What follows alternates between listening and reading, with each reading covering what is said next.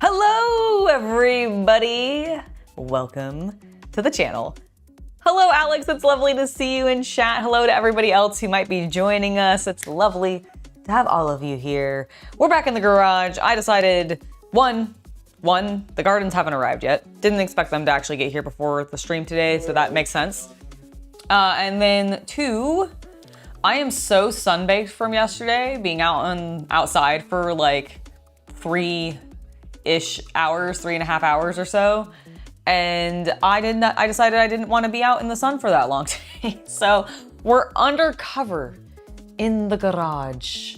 And we're gonna keep working on the Buster Sword, and then I might pull out something from over here to sort of fiddle with, because frankly, I'm actually kind of tired. Like, not mentally, like I'm still here, I can still like talk with all of y'all and everything like that, but physically, I am like weirdly fatigued. I think it's because yesterday I did so much stuff out in the garden and was like lifting things up and putting things down and moving things around and doing all of that. Man, imagine if I had had Rider Man on my wrist the entire time instead of sweating him to a foggy disposition.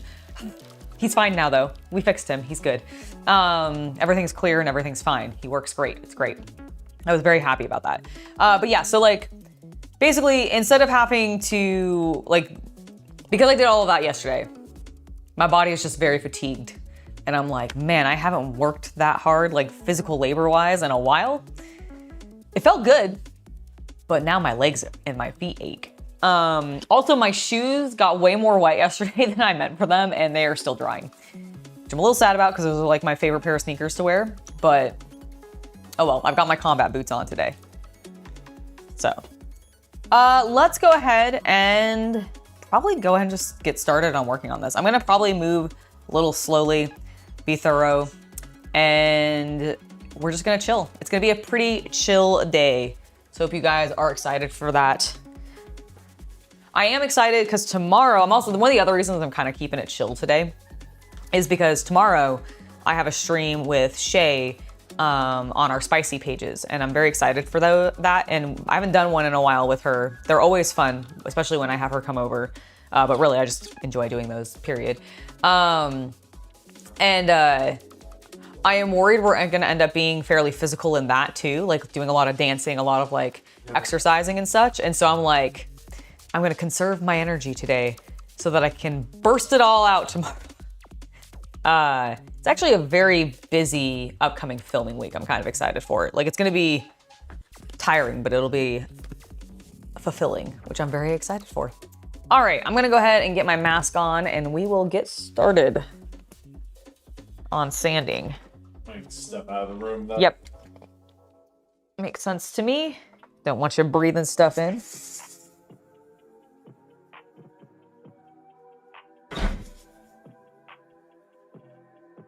Yeah, we're just gonna smooth this down.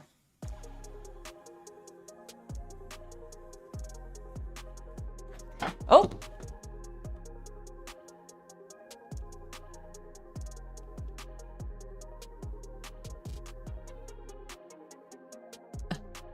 Scramble, I apologize. Your messages aren't coming through, but I'm glad you're enjoying the view. Like, they're not coming through on my,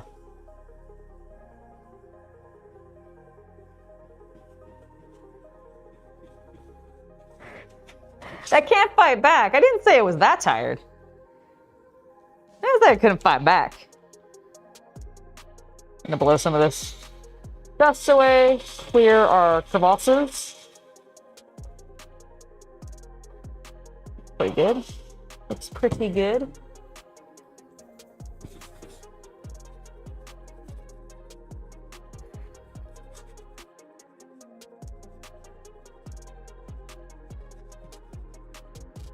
There. That's a bit better.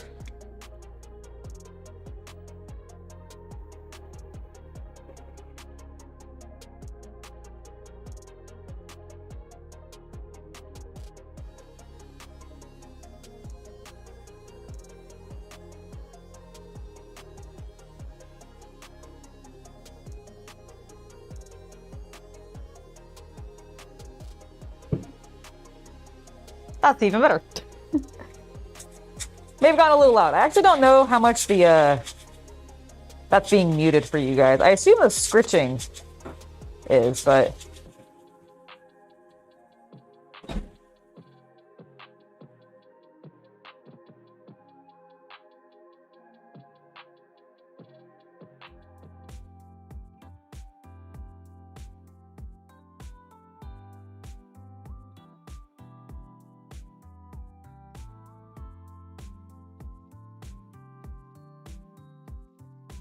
Okay.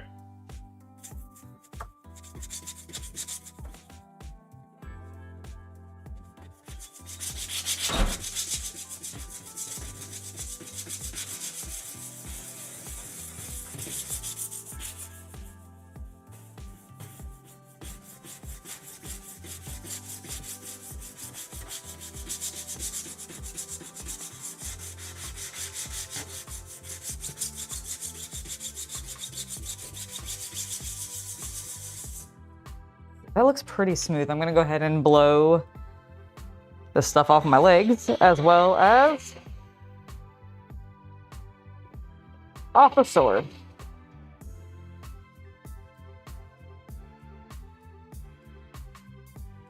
There we go. Let's see. Just want to check something real quick, guys. Don't mind me. Yeah, yesterday's stream was intense. Very, very intense. I enjoyed it though. Huh, yeah, weird.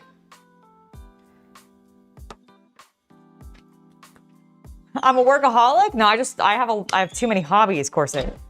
That's all it is.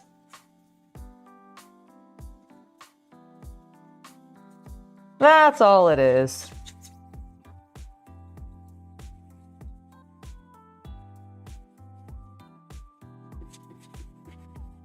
How's it looking compared to the first time? Honestly, I think better. Like that feels smoother. That feels better. I think I filled in the majority of those like gaps that had filled here. This is the one that I want to check next. Yeah. I mean, once again, the filler primer will also do some work. Yes. With another layer of that. Yeah, we can, honestly, if we feel like that, like we want to put like one more after that, we always could. We'll see how it goes, because I know we weren't uniform with the first few layers. Remember, it was a little patchy. Yes. And so this next coating, I figure, will be much more thorough. Yes, and well, I also like your idea of using the box that the treadmill came in to basically prime it. Like basically you giving it a base to lay on so that it can we can prime straight into that and then just not move it. And then we can get an even coating across like the one side and then just flip it. For what materia we put into it, Metalhead, I would say a red and a green, but what would you do? Ooh. I also debated green and yellow if you wanted to do something implying all and an attack element. What is green? Is green the heal? No, green is attack. Or green is attack. Oh, green okay. Green is casting magic. Green is casting magic, and then red is the attack. No, red is summons. Red is summons. Oh, okay. I couldn't remember honestly. That's why I was confirming. You beat 7. I know, but it's been a little while, and I haven't really thought about the materia since playing. I will admit. So, like, my apologies. Shame. I tend to I don't really cast with Cloud, who would be having this. So I think I would probably put the red for summons, and then Yellow? yeah, I think yellow. Oh. But I don't know, like, well, did I use casting? Like, I guess I used magic with him. I'm just not remembering specifically what magic I used with him.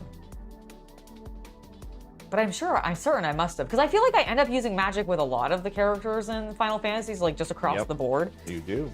So, yeah, I guess, yeah, red and green then. But yeah, all magic in 7 that targets anything, be it ally or enemy, is green. Yeah. Yellow is support with passive abilities. Got it. And then there's red for summons. Right.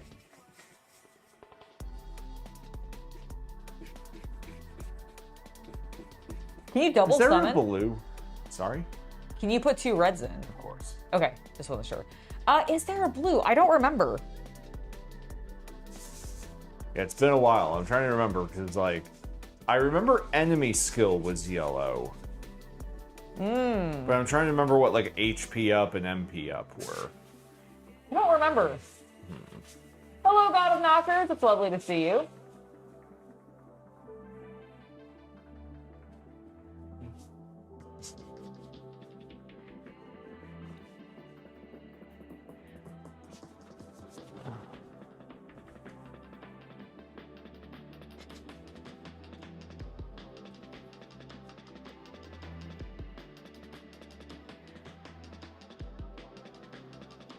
Weird. I wonder why it discolored like that. Is it still wet? No, it's well, I don't think so. Oh, am I just seeing epoxy? Yes. Ah, okay. If you're talking about that dark stuff, yes, that's Okay. epoxy. That bled out. Got it. Well, I've gotten it very smooth, so Good. it's like it's Good, then it's- filler primer should cover it fine. Yeah. I just was like, why? Because it had a little tint of the yellow tone Yeah, no, that's that this looks before I start actually sanding it, and I was like, why? But that's why. All right, cool. I'm gonna scoot this down here a little so that I can get.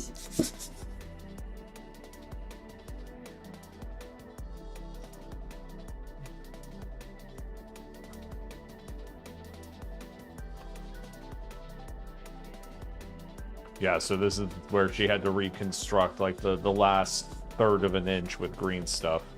Yep. I think it looks pretty good though. Yeah. The wind was moving that. Yeah, I was gonna say I think the wind caught our garage door and pulled it down a little bit.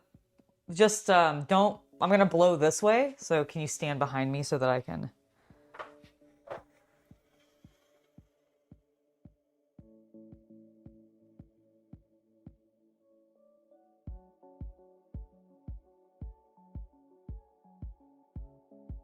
All of our poor kits you just blew sawdust on. It's fine. They're in boxes.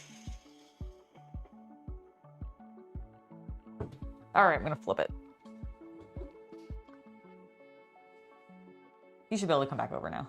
I know there's a cloud of sawdust in the air, so I'm actually you're gonna right. You're right. probably Never leave. mind. You're right. All right, you have fun now. Okay. I love you. Love you too.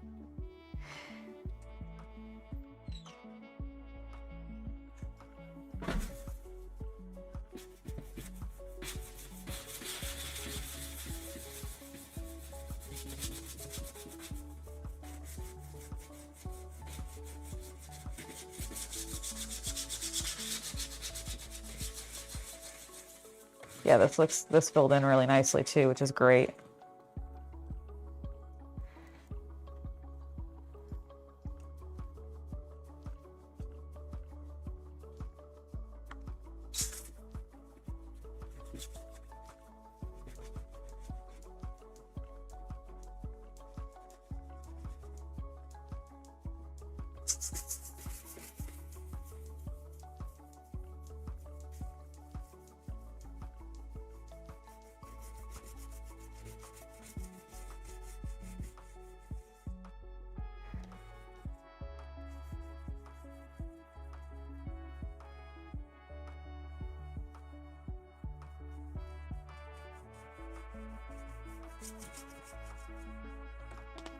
That looks good.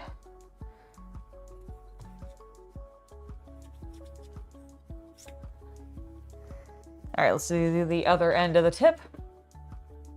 So I have been using, do I have the case over here? No, let me grab it real quick. I'm gonna pop off screen for just a moment. So for the putty, I have been using, where is it? Where did it go? I thought it was in here. But it is not in here anymore. Hold on, chat. Let me see if I can find out what I did with it. It's got a blue lid and it's got like yellow text on it. Ah, here it is. My goodness. Okay.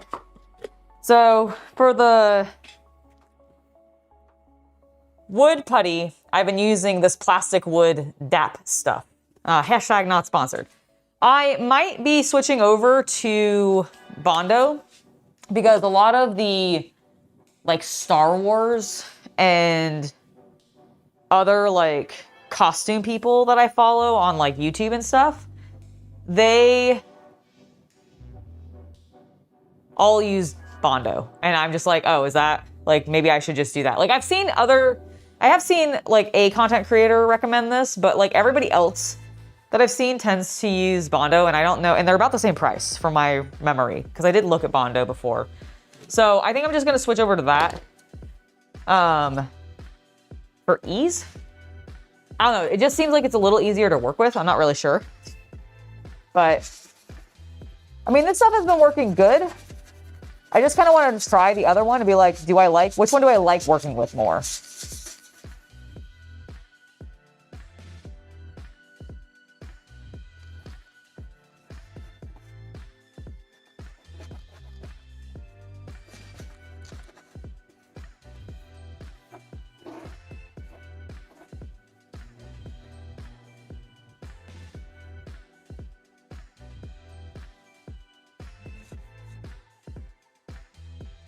There we go.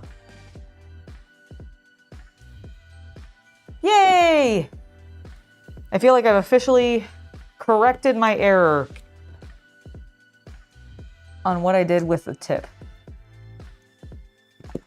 It's way too small, unfortunately. Bondo's heavy? Okay, well that's something to keep in mind. I mean, the wood filler primer isn't very light either, but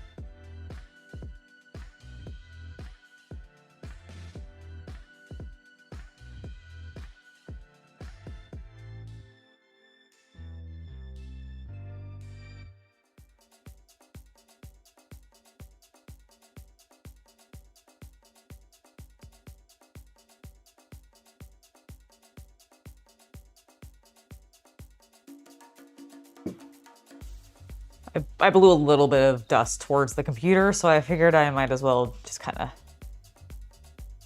blow it a little bit more so I get that dust back off. All right, this is looking good.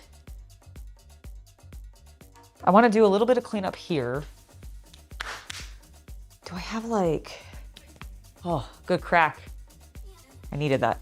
Do I have like one of my super, I don't think I do. I'm gonna use this thin plastic tipped.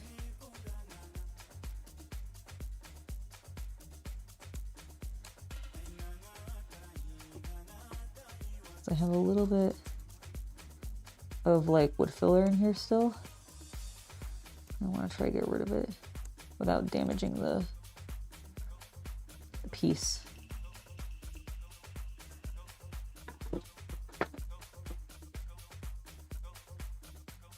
Mixing micro balloons with resin.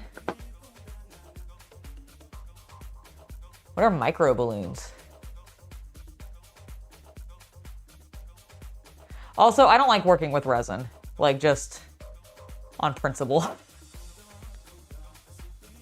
Stuff is smelly, toxic. Like I'll try it for like water effect stuff, but if you mean like 3D printing and such, I'm not. Tried that, been there. Didn't really like it. Until those machines get some like self-cleaning possibilities or something like that, I'm really not gonna dive back into resin 3D printing. That's definitely, like I need the cleanup process of both the machine and like getting the stuff out well to be just easier and less, either less toxic and smelly, like, or it to just like do it on its own.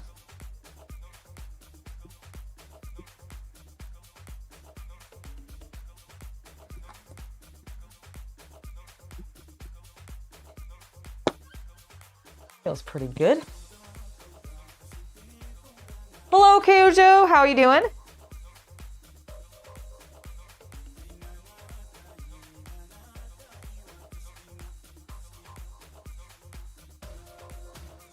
I hope you're having a lovely day in Raleigh. Yeah, okay. Yeah, I think it's just ready for priming now, which I don't know if we're gonna do like right now or if we're gonna do that later. So I'm gonna set it off to the side. Chaos Cultist could come out and inspect it when he's ready.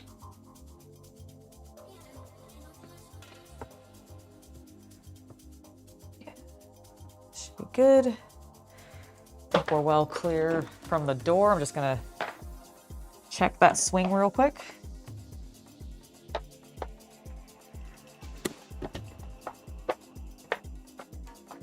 Oh yeah, okay, cool. All right. I'm gonna leave the mask on just for a little bit longer since I think I see a little bit of dust particles still settling and I don't want to inhale any of that.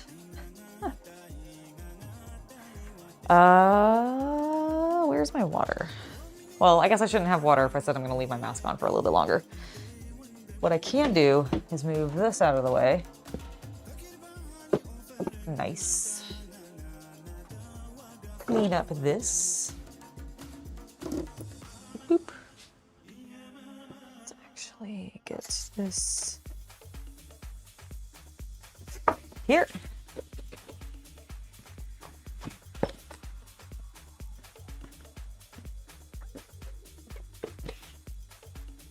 Excellent. It's back over here. Got a little bit of sticky stuff on the top. I don't know what that is about. There.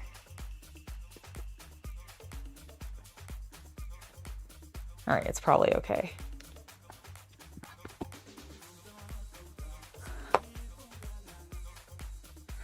There we go. We're free. Now I can drink some water.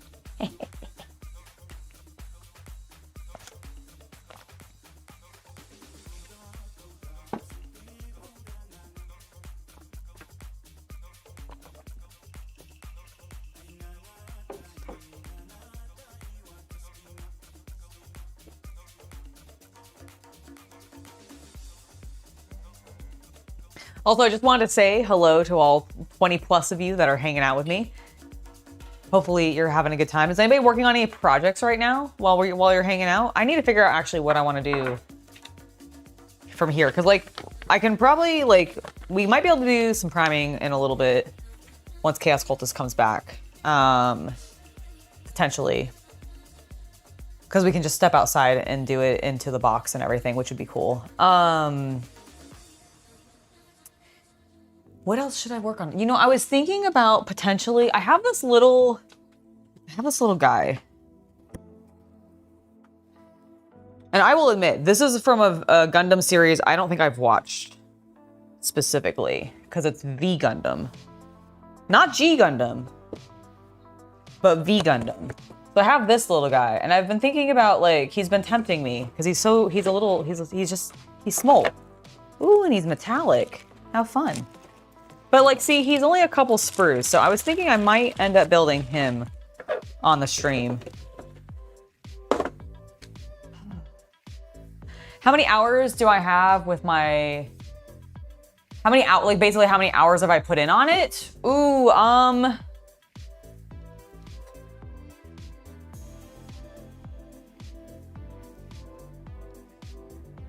want to say like 6. Like realistically, not including the actual print time for it. Like, cause I don't remember how many print, I know it was, ironically, I think it was 7 plates. Or maybe it was 4 plates. I can't remember now. But like, it was a number of plates. And then, and I don't remember how long that took, but it took a decent amount of time. Hello, BGM. It's lovely to see you. Hopefully you're having a wonderful day.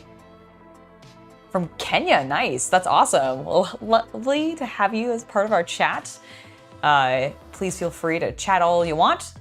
But yeah, to go back to your question, Corsair, like I think, like, so excluding the print time, I want to say I've put maybe like 6 to 7 hours into it. And that is about it. Like, it might even actually be less than that, because all I've done so far is I wood filler primed it originally technically we did the assembly. That took a little bit of time. And I'm not including dry times in this either for like the epoxy or the glue or the primers or anything like that. Like, I'm talking about like what I've physically done on it. And yeah, I honestly think like what I've physically done on it outside of the waiting times, it's probably actually only been like 3 hours, maybe, between assembly, the original wood filler, the original sanding of that wood filler, my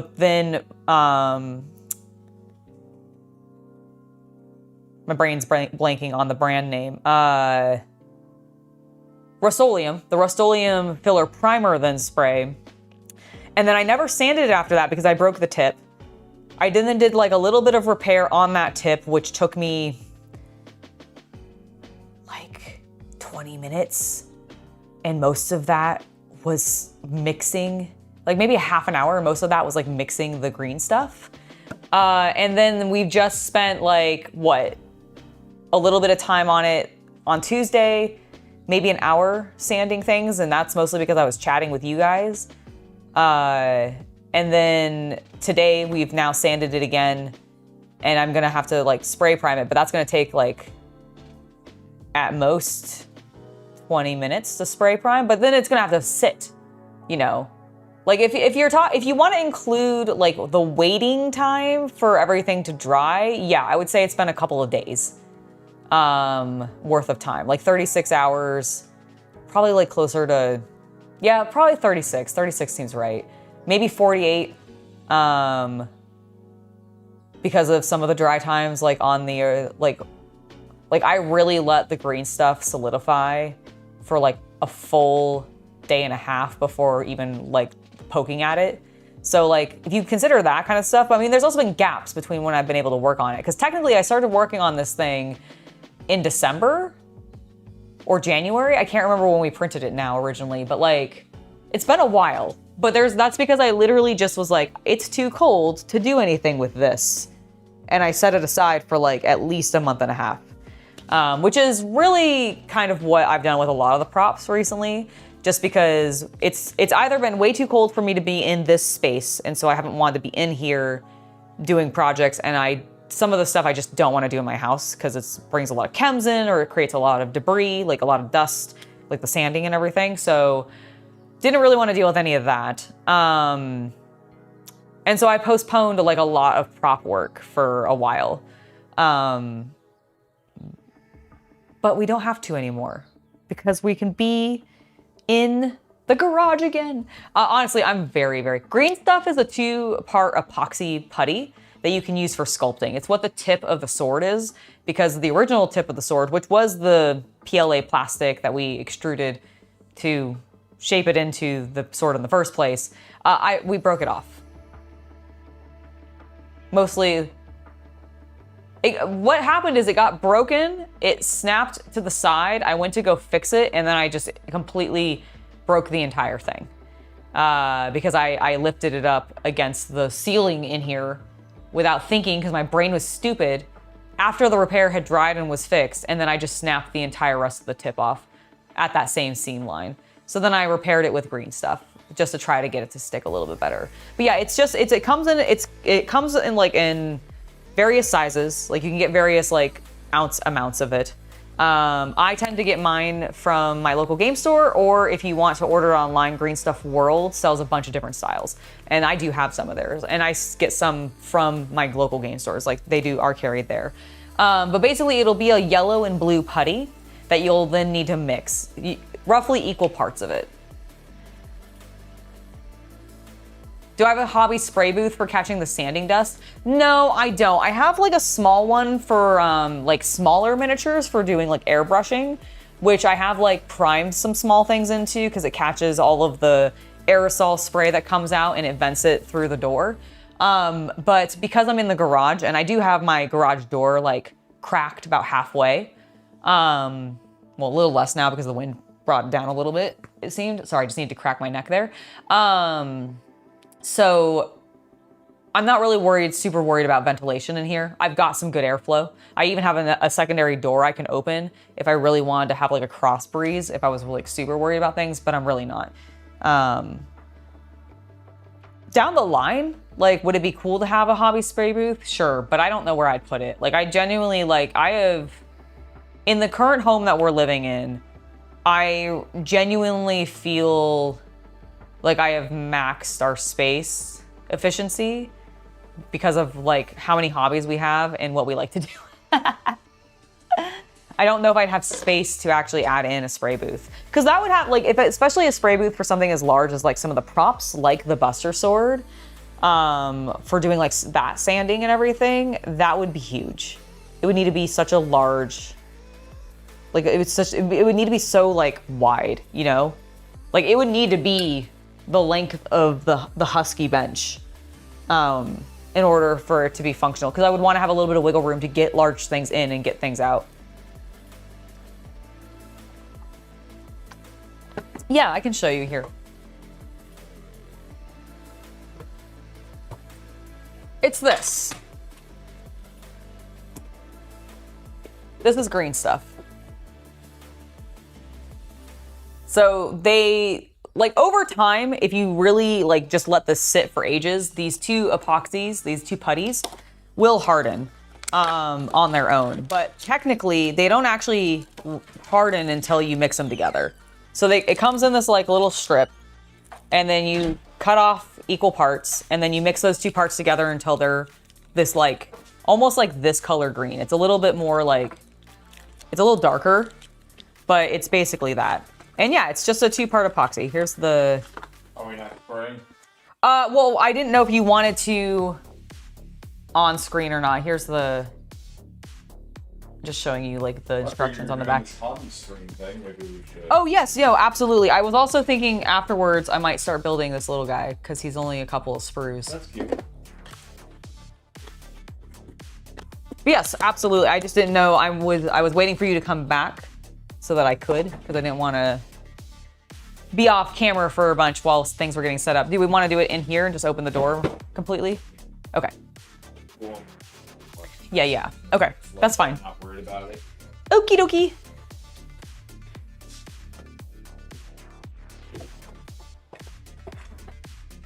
So we're actually gonna do the tip.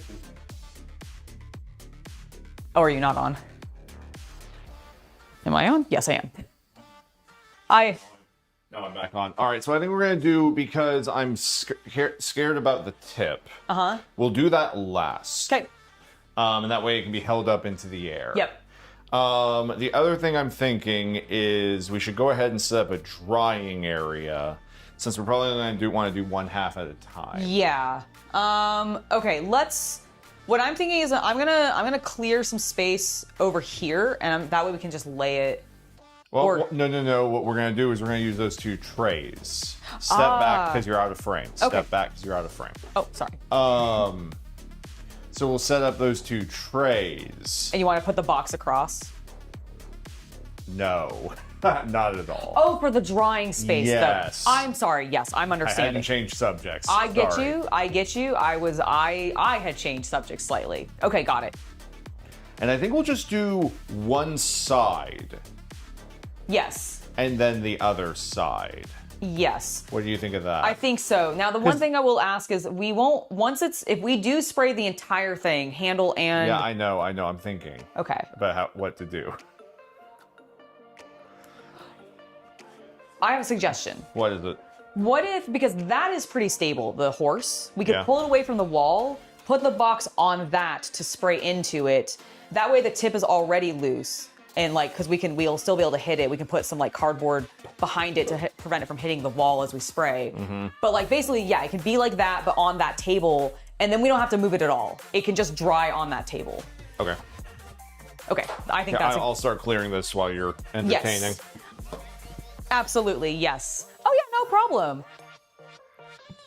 It's not so much the, like, yeah, no, I know Amazon has spray tents and everything like that on there and everything. It's more the space. Like, it's not so much the cost or like getting one. We don't exactly have like a yard. Yeah, I don't really have like a proper yard for that. And I do not have room with the way that I currently like my existing setup in here for filming and recording and doing all of my activities to like set up a spray booth because I know they're huge. Here, do you want me to hold that? No, I want you to put the box up. Okay.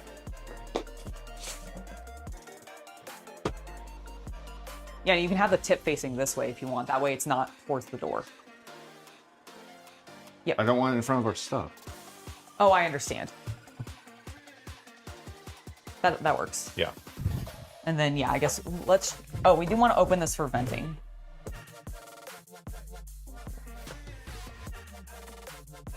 I'm not pulling any cables. No. Okay. No. And do we still have that, just so that it doesn't swing, do we have that weight in here still? No, use the air thing. Okay. Or use that fan. That'll work.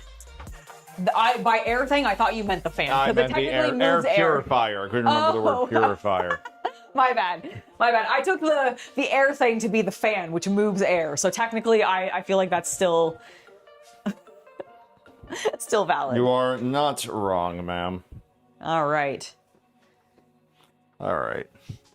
All right, None of the lights are set up for this. No! How dare! I know. I'm also gonna get... I will put the mask on, just so... I'll get you one so you can have one. For the particles.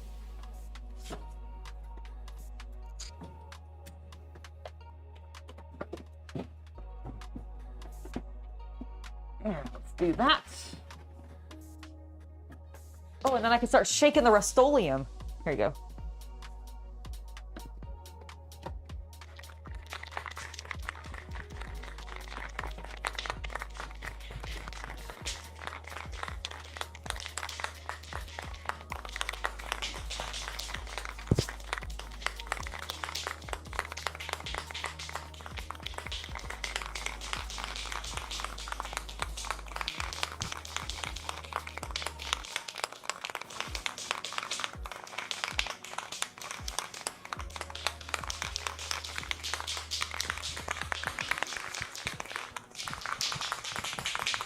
Don't do that.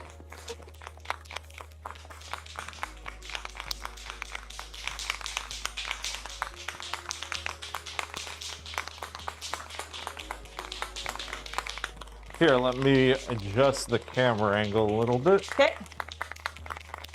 Give you guys a little bit more of an elevated view here.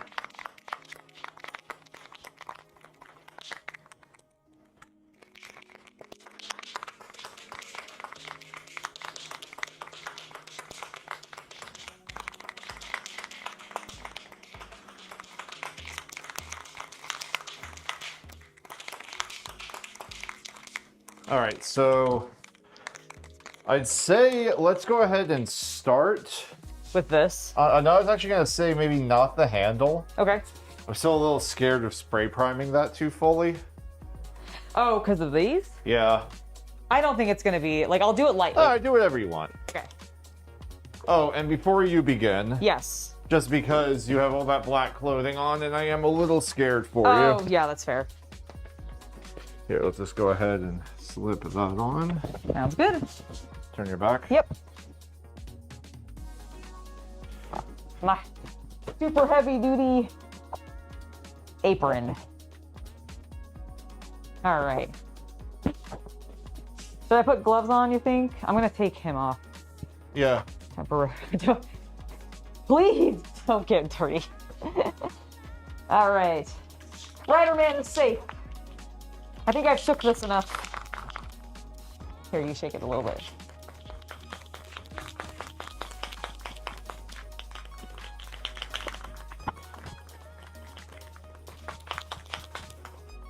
All right.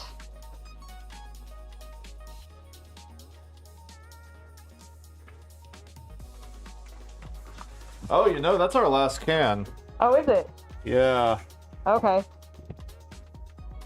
And that will probably only be enough for one side, so. If that. Yeah, I agree.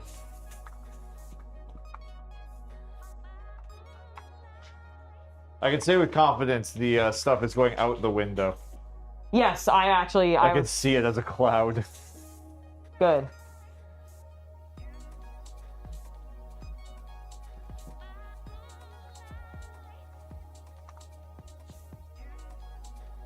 Before we move on from the handguard, attack it from standing over here. Okay.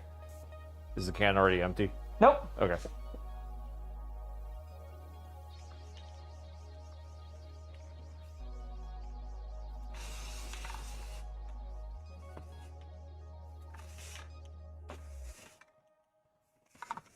All right, let's take a break. You're in kind of a cloud. Yep, I see that.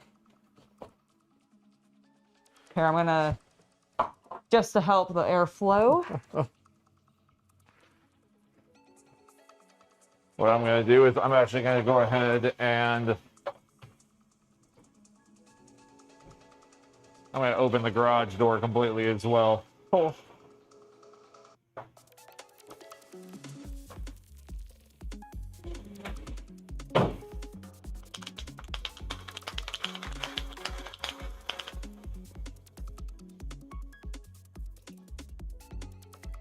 But that's looking fine. Yeah.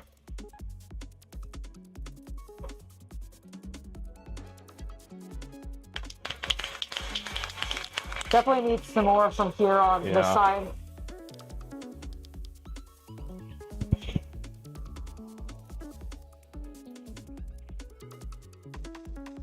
Yeah, I do see it immediately moving out.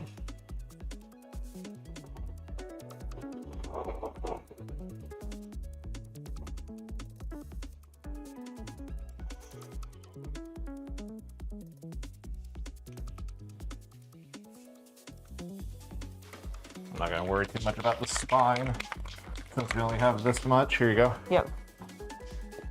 Here. Trade ya implements. All right, careful, I'm gonna.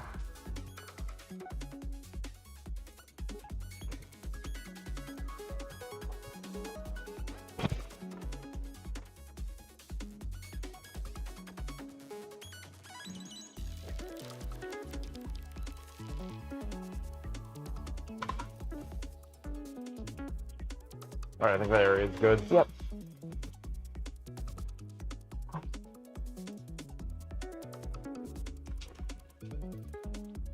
Getting that edge. What? I was just getting that edge because I don't think I hit it at all. Here, stand at this angle, you get better lighting. Okay.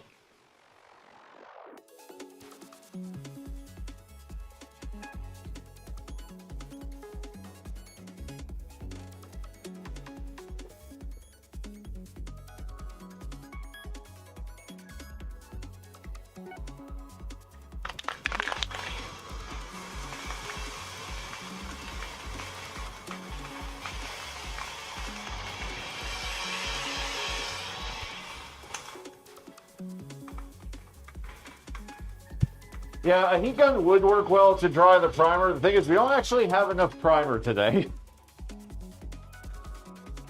We'll be able to maybe get this side, depending on how much is left in that can. It's getting kind of low. Okay.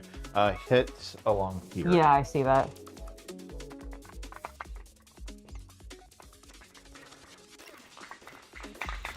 All right, that's fine. We can approach the top half with a new can. Okay, I think that's a great call. Yeah, because this is very low now. Yeah, check the closet. I don't think there's anything in there. Okay.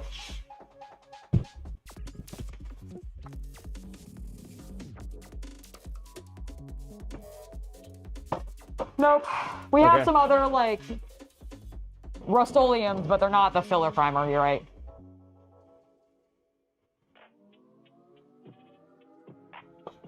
Ah!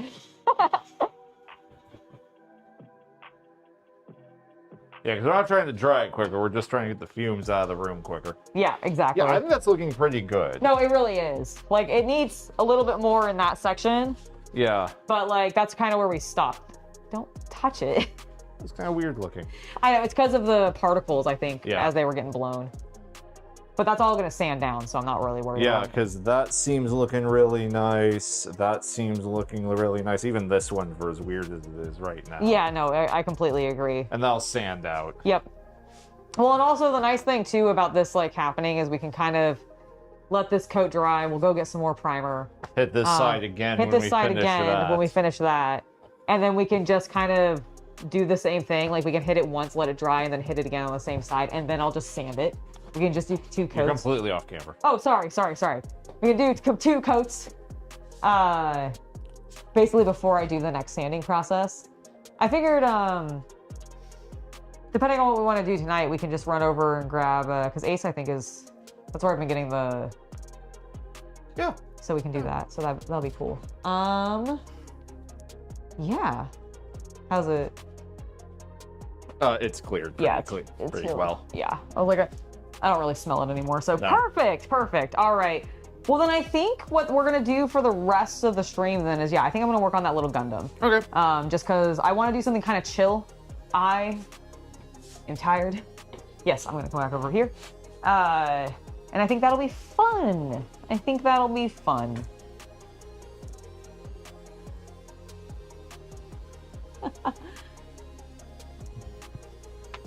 I wish I could use heat powers to dry that myself. Imagine. True, we don't want to melt the model though. You're right. Please don't melt the model.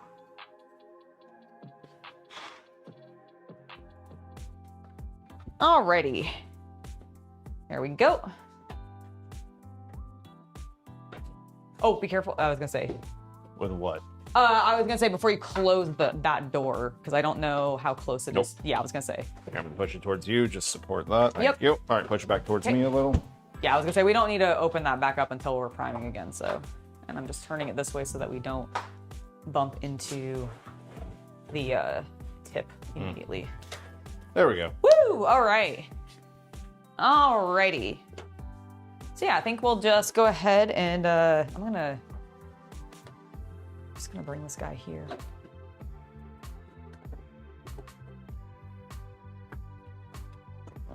Angle myself here. Oh, can you grab me a soda can, please? Thank you very much.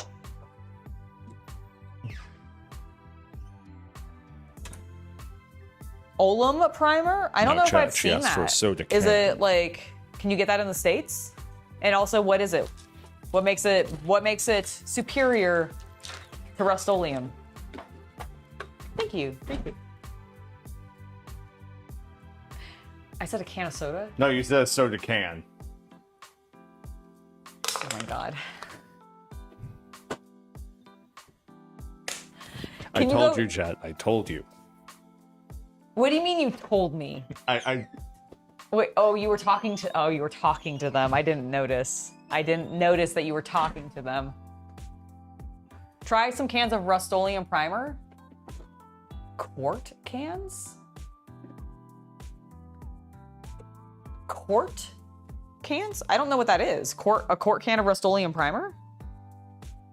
Hold on. Quart can of... The thing is, this is not just Rust-Oleum primer. This is Rust-Oleum, like, gap filler primer for, Yeah, I don't know if it comes, like... What's it called? It's for auto body. Filler, it's filler primer. Yeah. So I don't know if filler primer comes in hands. I also wouldn't want to paint it on.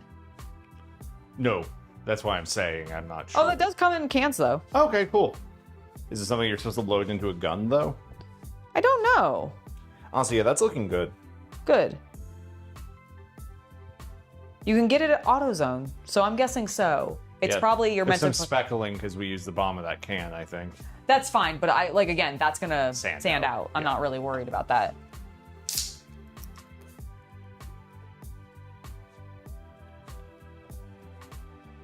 I would need to get a specific airbrush for that, unfortunately, and I don't want to. If I'm just honest. I thought I had a cloth here. I do. Haha. Ho ho. Haha! I remembered. My ear itches for some reason. I don't know why. My deepest condolences. It's okay. I'll survive. I will survive this trial. Set upon me by, I can only assume, Papa Nurgle.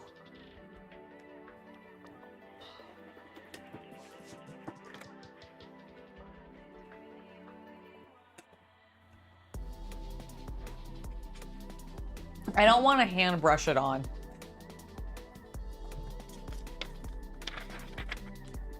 All right. So we're gonna build, let's see, you are Mobile Sumo. What's And this? it's from it's V Gundam? Don't know. Tell the story. Oh, Turna Gundam. This is one you were given by a friend, right? Yeah, I think this is one that I got randomly from Meg, I think. I can't remember who gave this to me, but it was a random one from a friend. Hello, Neo, it's lovely to see you. But yeah, I think this was like something she had been given. I don't think she was like super into Gundam or anything like that. So she was like, hey, I know you like skill model kits. Do you want this? And I was like, yeah, I don't know it, but I would totally take it. So I think this is from Turna Gundam, which I do know. I have heard of Turna Gundam. I didn't know it also was called V Gundam. I wonder if that's the like Japanese name or something. All right, get you out of the way. Open up our pieces. It's not so much that I'm worried about the brush strokes because I would be sanding it anyways before I put another coat of primer on it. It's literally the time that brushing it on would take versus spray priming it. Does that make sense? Like, I value my time enough that I don't want to spend extra time hand brushing it, which is going to just be a slower process for me than if I just had, like, the only reason I've slowed down on this at all is because I ran out of the primer. Not so much because it was taking so long. And so like the process of painting one side with a brush versus spray priming it, I just think the spray priming would be faster and the hand painting would take me double the amount of time. And I don't want to spend double the amount of time on something that I know that I can do quicker with the spray primer, even though it might be a little more expensive to do it that way. Because I did see like this, I think is gonna, the sword I think is gonna take 3 cans. And each can is roughly $10, which is $30. The quart of the Rust-Oleum filler primer that I saw, at least like in my just brief Google search of it, was $32. So I don't know volumetric me, like if I'm getting the same amount of paint. I imagine I'm getting more with the quart of the paint, but the time and cost is roughly the same. The time is faster with the spray primer and the cost is roughly the same. Therefore, I'm going to go with the spray primer. Anything that like makes the process faster, I will probably do over the cheaper solution 90% of the time. Mostly because the priming process is not the part of the process that I really, really enjoy. And so I want to get it done as quickly as possible. If it was something that, if it was like, oh, I'm doing this and this is like the part of it, like slowing down and manually painting it, like brought some sort of like exuberance for me in the same way that painting a miniature does, then yes. But priming it is basically the same as priming a miniature for me, which is the boring part of painting miniatures. So I don't want to spend like an extra amount of time on it if I don't have to, I guess is really what I'm going for. That's how I logically think about everything. It's like, if I can get it done faster, if I can get a tedious task done faster, even if it's not necessarily the most cost efficient, I'll still do it because I want to get it done faster.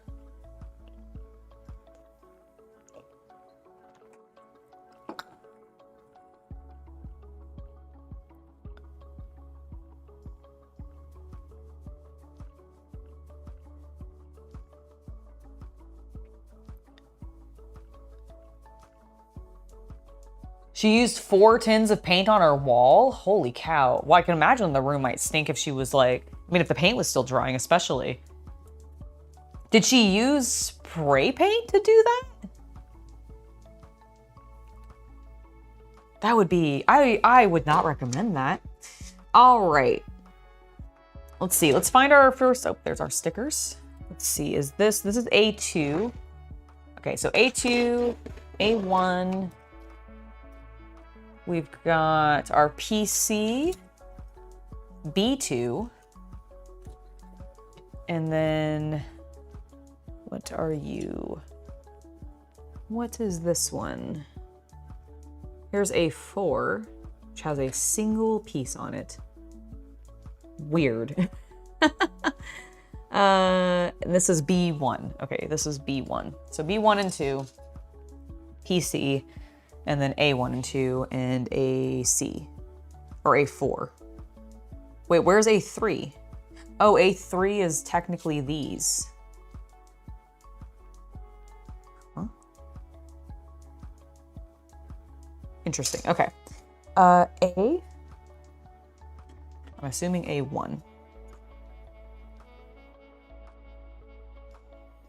3 and 4, huh? Yeah, that looks correct. All right, let's go ahead and get clipping, everybody. Spray gun is the way to go for sure. Yeah, I mean, if I had the room to be able to have like a full, like auto style spray gun booth set up so that I could then spray prime my props like a boss, that would be amazing, but I don't.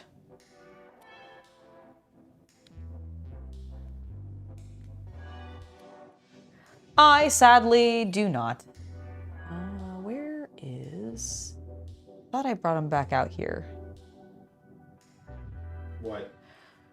Did I bring back out the thing full of the little sanding sponges, like the ones for miniatures, or is that still on the table? I thought I brought it back out here. You did, because that table is cleared. That's what I thought. Why am I not seeing it? I mean, you have the strips behind you, should we need No, them. I need the really soft, I need the really fine grain because this is a metallic finish. Right. Is it, did I move it to the counter? Did Yeah, I like not? I'll go check. Okay, please. Yeah, because I'm like. It's in like one of the little drawers. Yeah, it's in one of the little drawers, exactly. Exactly, it's exactly in one of the little drawers. And then it's not in the drawer where it's missing because I see where the gap is. Can I zoom in on the sprue pieces? I can show you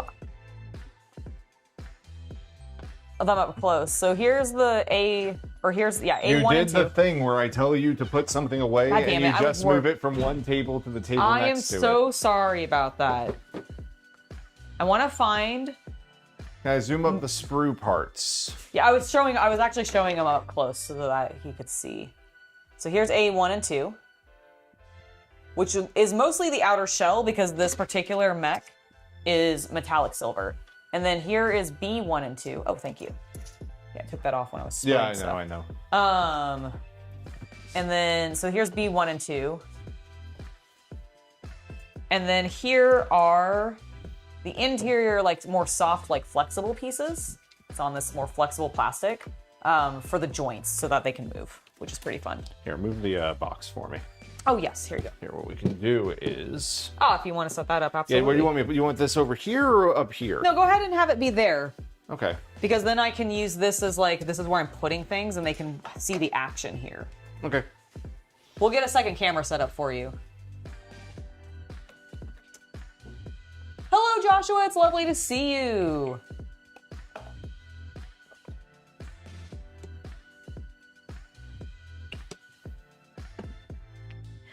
Oh, I understand that. Neo, we're doing pretty well today. Thank you for asking. I'm a little fatigued from yesterday's long outdoor stream. I definitely sun fatigued myself a little bit. But, oh no, it's actually, I don't think this is actually gonna be very complicated at all. There was a lens cap on the camera, and that's why it was black. Oh, yes, I think I put that on. LOL.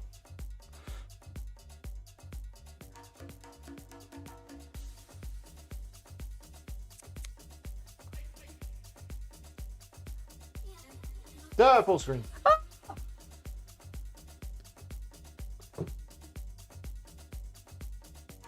Oh god, I'm screwing everything up.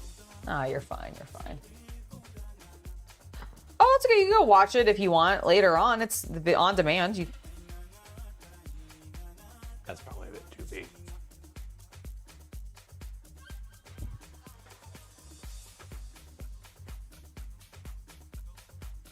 I was gonna be like, or how are we, there we go. That works. That is great. Here, where are you comfortable? I am comfortable right here. There you go. Also, this light still needs to be adjusted. Oh, yes. Yay! Yeah, no, that's great. There we go. All right, does that feel good? Yeah, don't be too, like... Don't... Oh, I will not. I understand.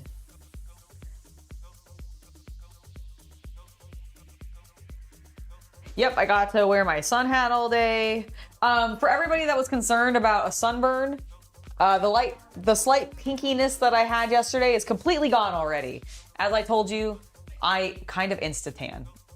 Yeah, this is something that she has no Irish in her.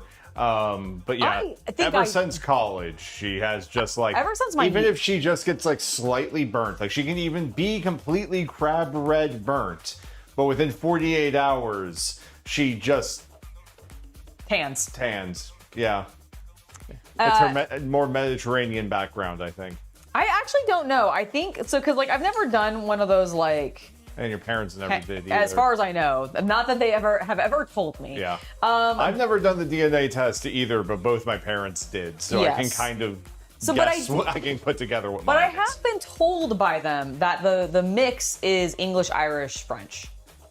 And the French is what does it, apparently. I was saying, you don't have that much Irish in you, it well, seems. See, the thing is, though, is my sister does, because she does not tan like I do. Huh.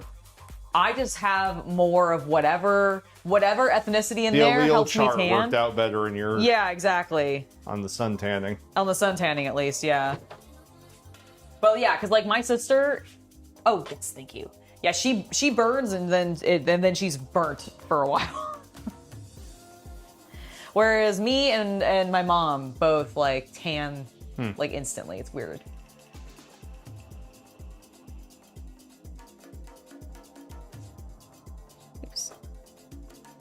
That is not.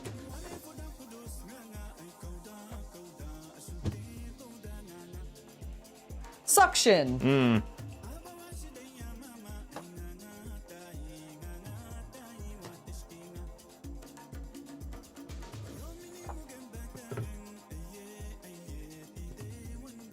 Don't let it. I was gonna say. Calm down. I'm calming. There's a pattern to this. I get you. That's why I didn't actually say anything. I just sort of started to because I had a moment. You don't tan. You're either Snow White or Crab Red. See, that's like what my sister and my father are like.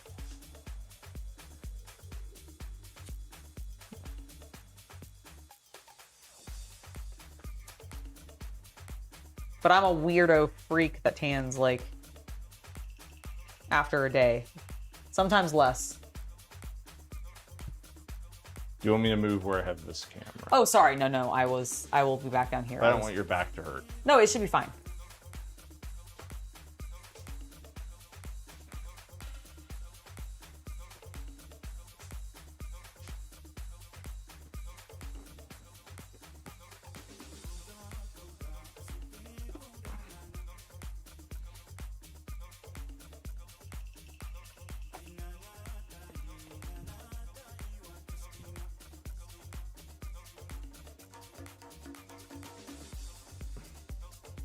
I'm actually genuinely impressed sometimes by how much this colored plastic cleans up from its sprue marks.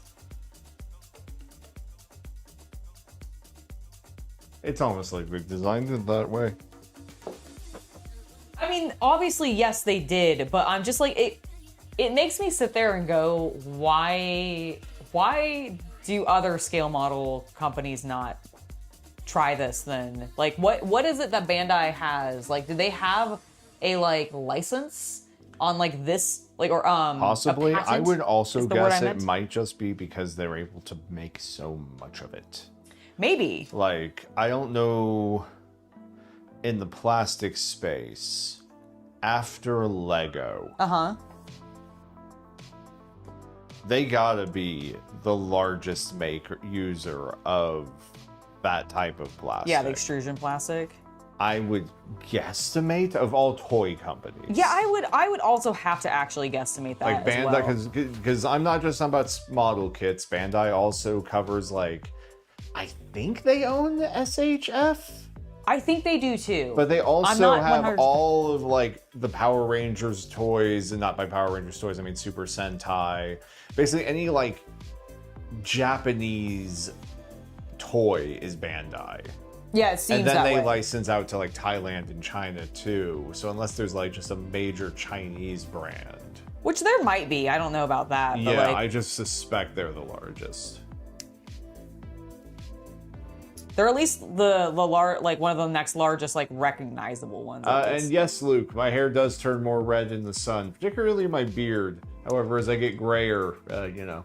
It's doing that, I guess, a little bit Yes, I less. also cut most of my hair off over the weekend. It's true. That is true. I can't remember if I've appeared on camera with my hair cut yet. Or You may have yesterday. I might have. Because I think you came out to, like, check some stuff in the garden with me at That's a one good point. point. That's a good point. And so I think people may have seen you with your new do. Yeah, when I was younger, and by younger I mean like my 20s, because that's when I had a beard, and I wasn't completely gray yet, my beard turned really red Yeah, it's true, it did. in direct sunlight. Like auburn would be probably the better way to put it. Yeah, I would agree. Michael, what am I working on? I am working on the mobile suit, Mobile Sumo. Yes, because the Buster Sword has been sanded and is currently drying with what primer we had, because I thought we had another can. I genuinely did too. I thought we'd at least get one half of it done. And then we could Yes. flip it and do the other half, you know, tomorrow or something. Yeah. I mean, well, we can still mostly do that anyways. 'Cause Yeah. we can just go and get the can tonight and still probably spray the rest of this tonight. That's true, yeah. We could It'll be finish warm this. enough. It's not Yeah. going to get so cold Oh, that we no, can't. no. I mean, even at night, it's still like 60 something, I think, right now. Exactly. I was like, it's been so warm here recently. I'm not really complaining. Oh, and they also asked about the motorcycle. Oh, the little one that I was making, yes, the last time? Let me show you. I was going to say, we even have the close-up camera. Yes. Here, we'll turn the light on it.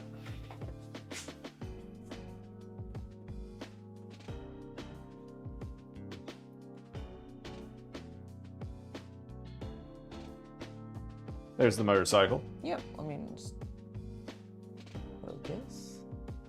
There we go. Hello, Northman. So yes, there is the motorcycle. It actually was a really cool build, and I think turned out great. It seemed terrifying for you. I mean, it was a little bit, because it was just so tiny, some of the pieces. Especially the end pieces.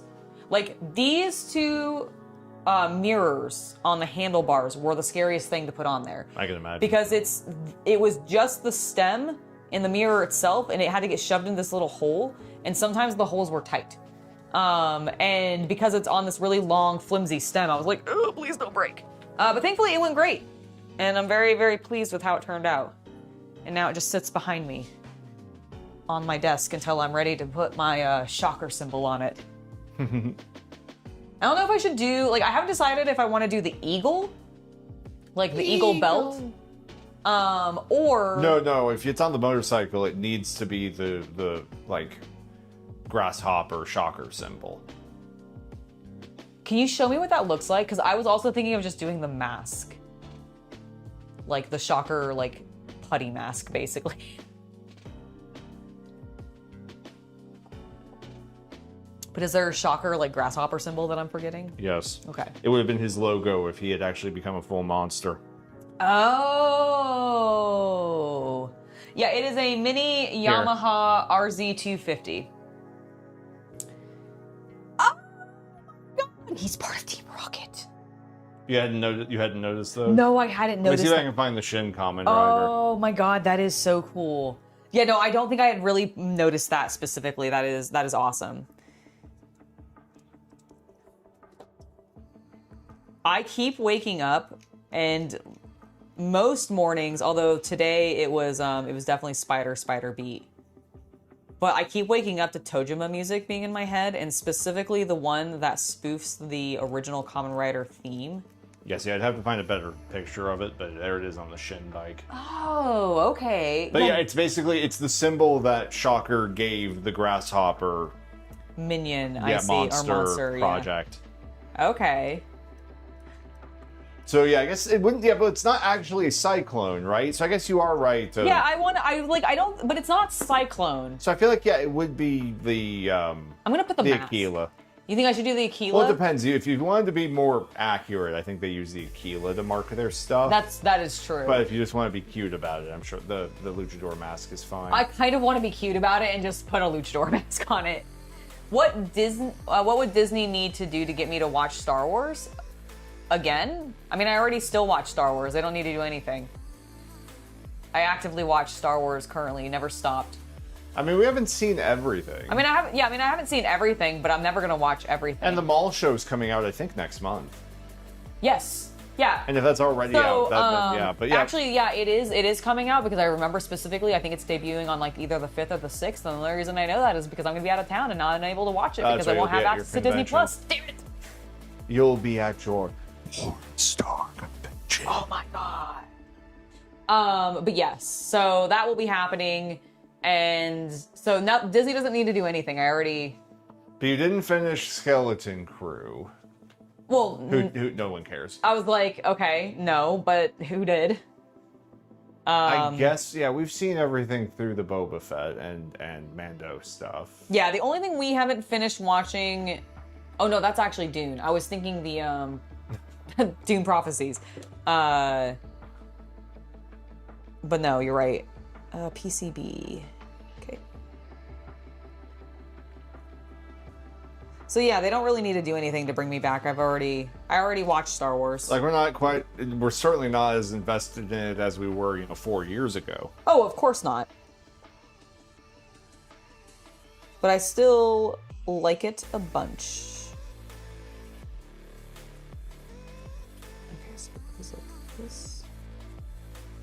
The Legends stuff with their own flavor, and the newer Star Wars doesn't match it, so if someone only preferred that old flavor, I get that.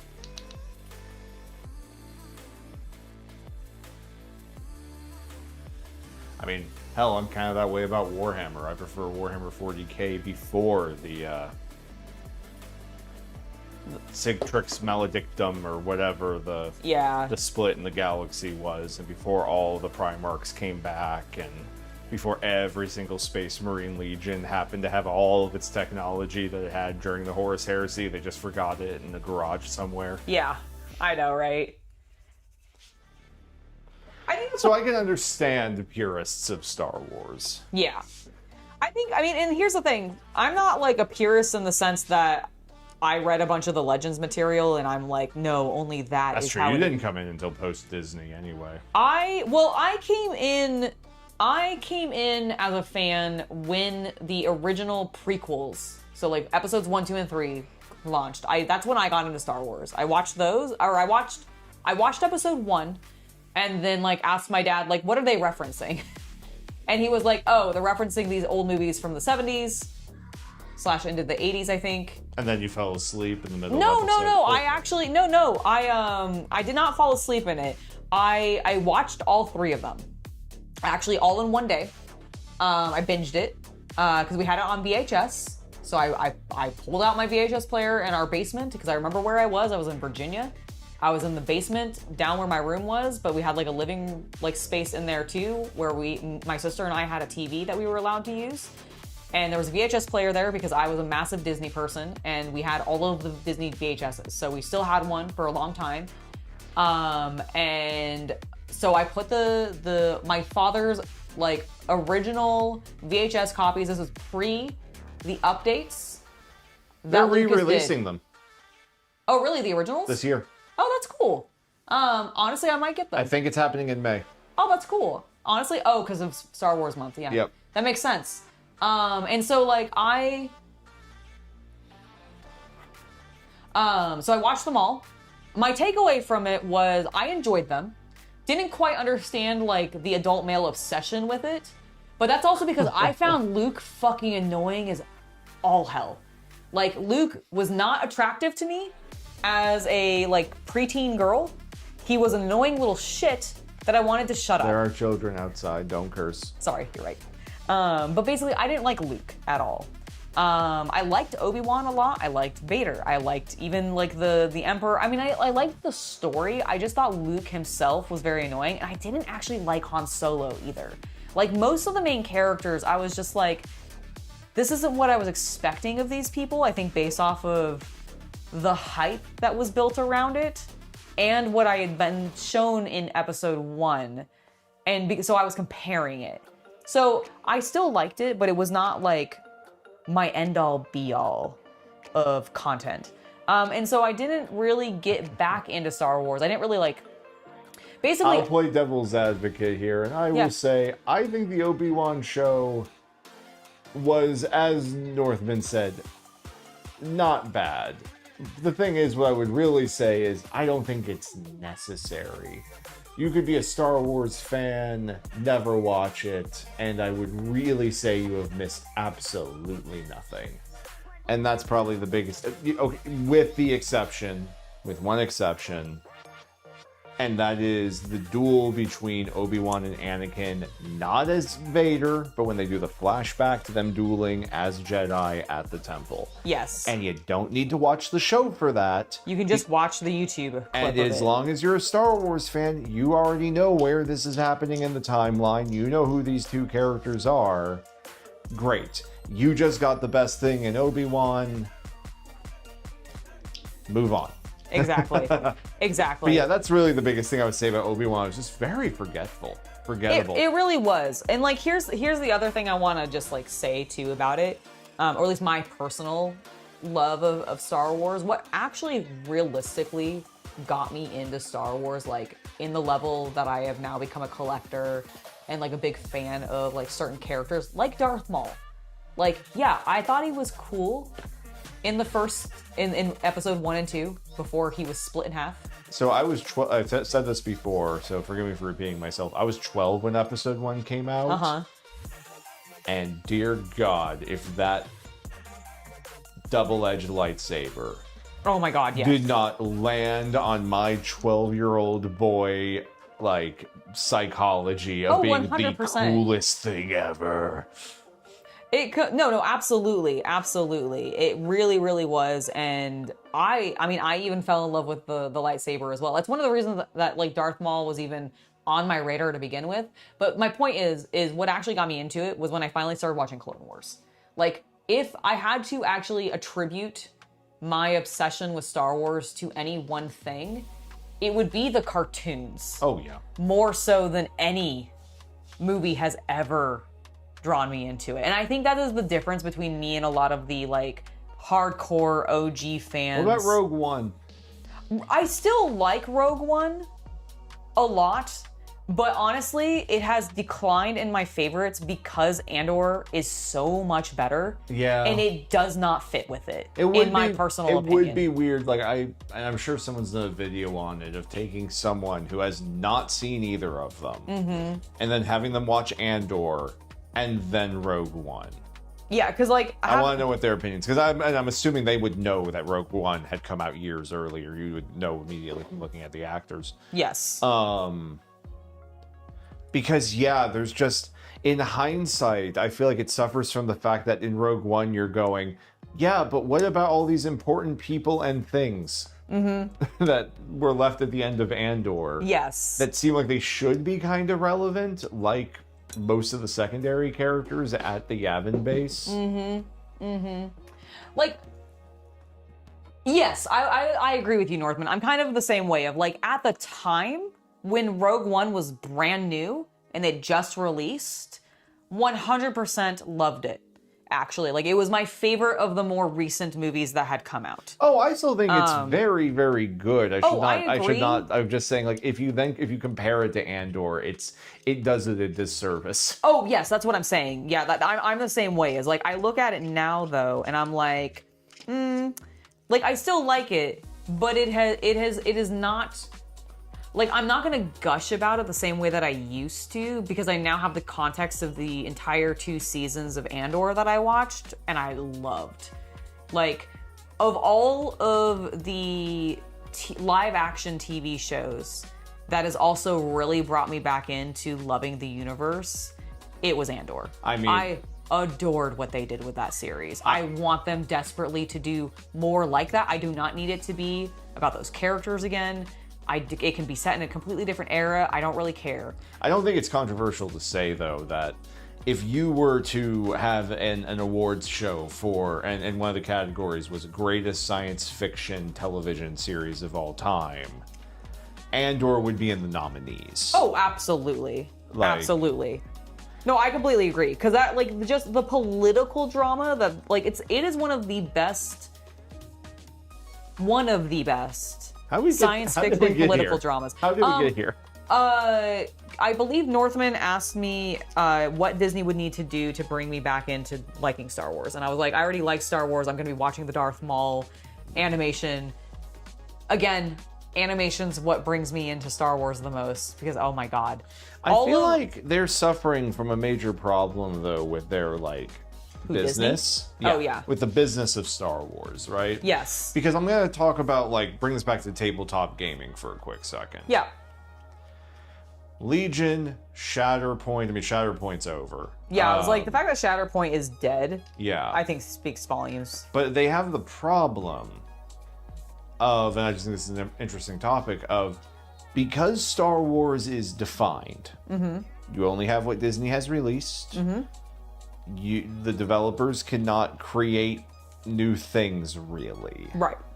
But at the same time, players and customers kind of demand all the stuff they know and want immediately, right? So I feel like there's a problem, and maybe a bit of a catch-22 for product developers of Star Wars now, though I'm referring pretty heavily to the tabletop side, of you have to come out with everybody's favorite in the first, ideally 9 months, probably more realistically 18 to 24. And then you have nothing else to release after that. Yeah. And if you try to stretch the release calendar out further, you'll never get enough saturation of players, because you'll have players who are like, oh, well, I'm waiting until they release Ahsoka. I'm waiting until they release Wookiees. I'm waiting until they release Mandalorians, etc. No, you're absolutely right. Because the only people I see who are able to keep up with that modernly is Games Workshop. And even that I don't think is healthy. Yeah, the thing is, though, is like, but is that actually healthy for the community? Like, no, sure, but it might it's be sort healthy. of the nature of late stage, post, you know, pop culture consumerism. Yeah. Is you have to saturate as much as possible, as quickly as possible, to boost the quarterly numbers. No, you're not wrong about that. Sorry, I went on a rant. Oh, no, it's absolutely fine. Rogue One is 2016. Yeah, that makes sense. And I agree. I really do like Star Wars. Like, Rogue One was like the peak of when I liked that movie theater where we saw it at. Oh, yeah. You're right. Okay, now we got that in place. Let's go ahead and...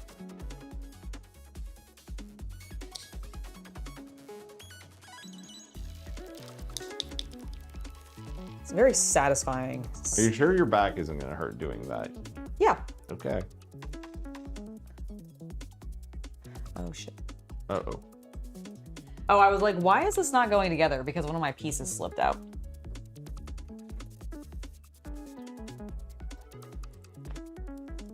Do you feel fancy with your workshop? Yes, I do. Wait, are you trying to tell me I'm not fancy? No, I'm trying to get thanks because they built it. Thank you for building it for me. Yes. No, I feel very fancy. And yes, we are renters, and no, I don't want to know. I don't want to think about what we're going to have to do if and when we move.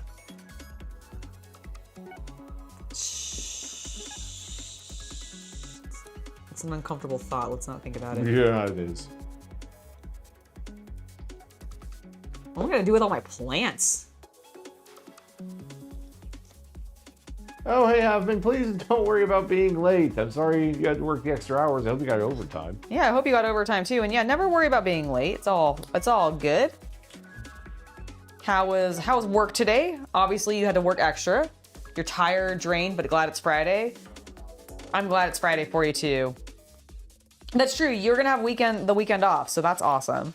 At least you can recover. And to answer Michael Fontana's question, yes. However, I don't hear it. I think he and I might have similar speech patterns, but I don't think we have similar voices. Because I've never been able to do a good oh my god, what's the Family Guy dog's name? Brian? Brian, yeah. I don't think I've ever been able to pull off a good Brian. Voice. Got it. Sorry, I'm struggling. I'm a struggler. Rip off his gimmick. All right.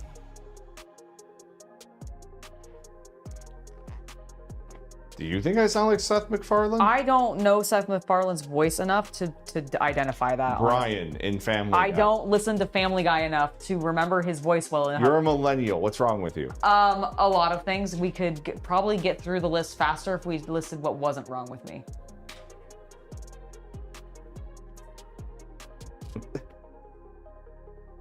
I'm like, wow.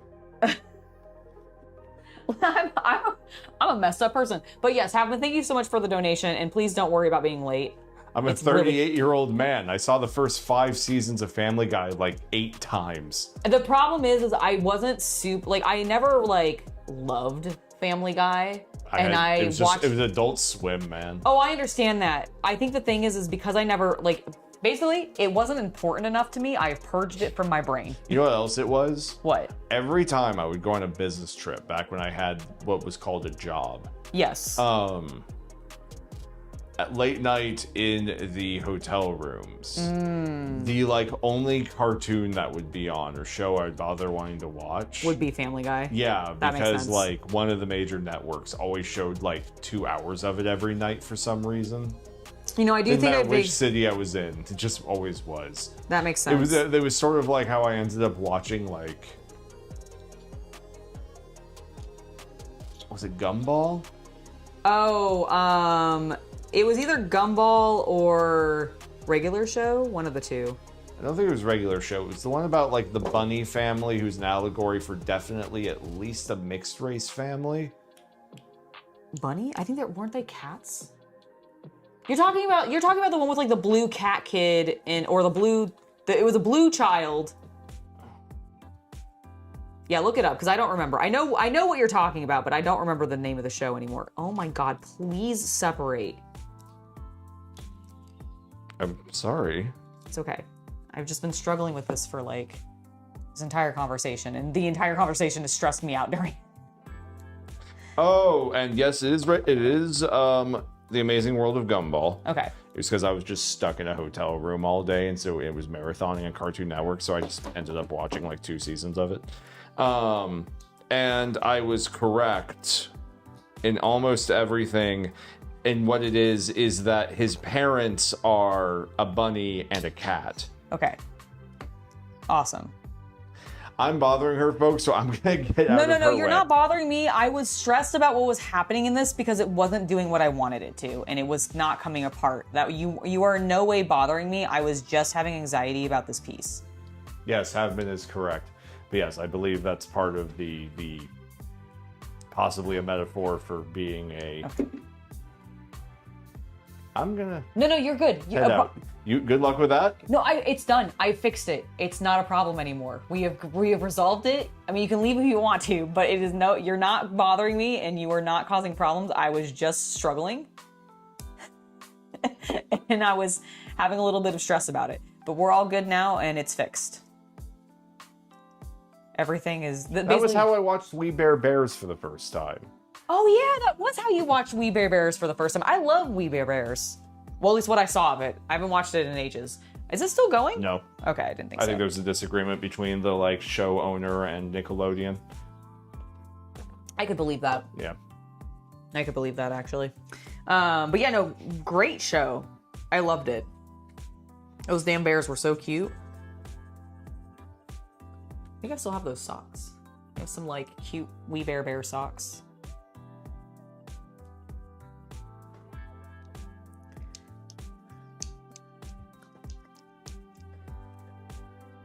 Nice. Okay, that is so much better. All right, so now we can just shove his arm here. Into the wrist hole. Into the wrist hole. And we can then... I don't, just because we don't have cable, and I don't tend to turn on cartoons when we're doing streaming services. Watch a lot of anime. We do. I watch a lot of YouTube. Yeah, I was gonna say, we actually mostly watch YouTube when it comes to like... When we're not on a like, all right, let's watch a Kamen Rider show or something. Like I don't, like anytime I need background, it's always YouTube. I don't put a show on for background. Mostly because I always end up like, for me personally... I'll watch it if it's That's on. the problem. Yeah. That's the problem is like, especially if it's something that I haven't seen before. I cannot put something that I've not seen before on as background noise because I will want to just focus, especially if it's something that I'm interested in. That's the thing for me. It's like, well, if I care enough about it to have it on, then I probably want to see it. And if it's new, that means I want to see it. So I'll stop and I'll watch it. Yeah, exactly. So like, that's actually one of the reasons, like, so in college, my background noise for doing work was Disney movies. I would just play the classics and like, I would play all the ones that I enjoyed the most. While I was having to do, I see it. I got it. Okay, thank you. While I was having to do homework. Futurama is good. Futurama is good.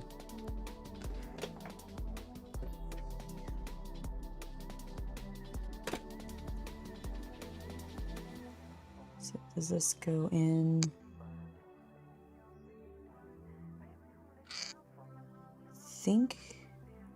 I think it goes like this.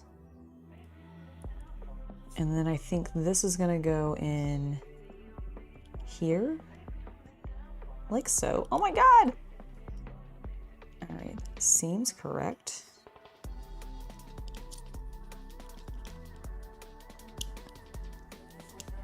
I just want to flip it and make sure that it doesn't move. Oh, I think it does move more that way. Hold on, it might go this way. Yeah, okay, so it goes that direction. And then we put this around. Aha. Oh, that's cool. So it has this little hole in the ball. Hold on, whoa. There we go. Focus. Focus. You can there you go. See it? That hole? So it's for this peg to sit into. This one right here by my finger. Which is pretty neat. Because I'll, oh my God, stabilize it if I don't just drop everything onto the floor again.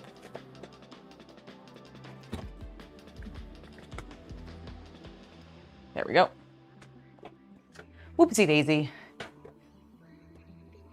You're trying to work towards cutting cable? Nice. Yeah, I haven't had cable in years. I do not use cable. We have not had cable in years. Like in a very long time. Yeah, college. Yeah, I was gonna say, I think the last time we had it was in college. Okay, which... Okay, So it's facing this way. I'm assuming, I think Tilt the camera up a little bit so you don't have to scoot over as much. I think it goes like that.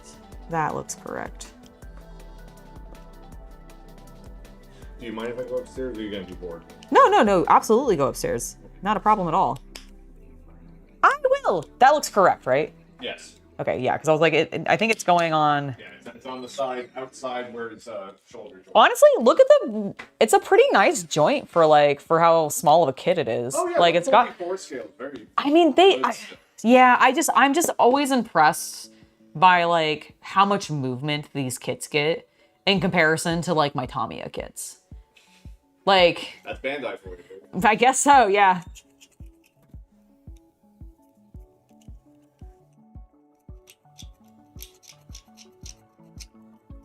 Ooh, I'm gonna throw it. I have been so bad about that.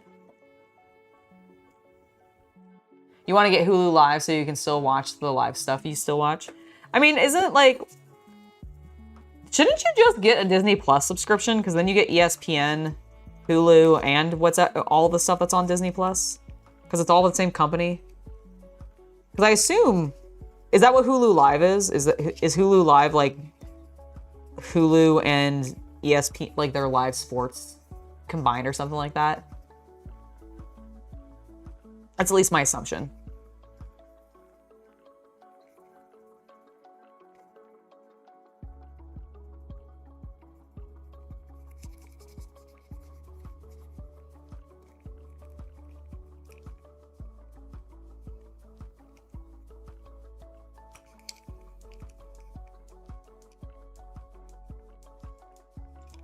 All right. Nice. Oh, yeah. All right, that is that arm done. Now we're gonna do the other side.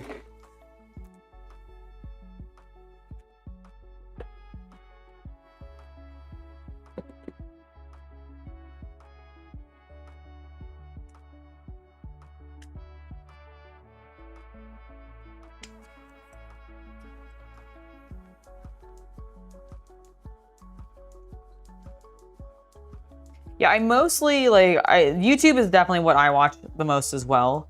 We use Crunchyroll fairly regularly, depending on what we're wanting to watch. We have Netflix for like One Piece and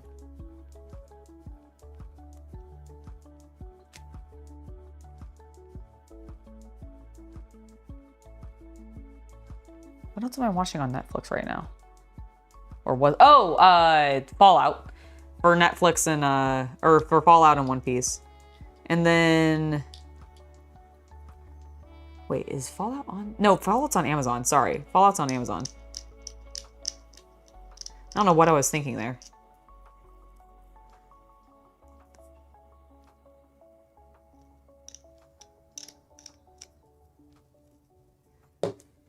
Let's get his hand in place.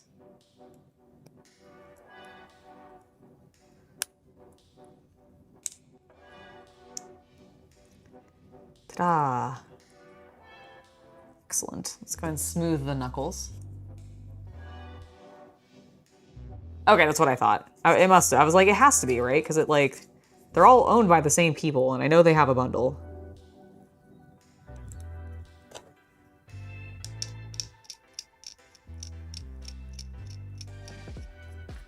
Wouldn't it just be a matter of like calling up your cable and being like, hello, I'd like to only have internet services now. I don't need cable television anymore. And then you just sign up for Hulu Live. I guess maybe if you're grandfathered into a package deal or something though, it might be more difficult. It's been so long since I've had it.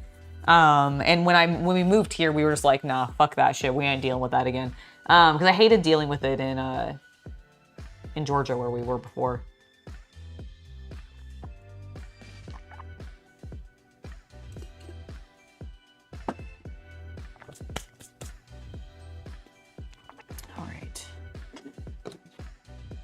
We're gonna need the other side.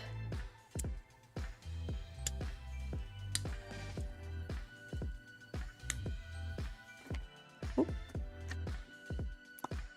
rambunctious, Angela.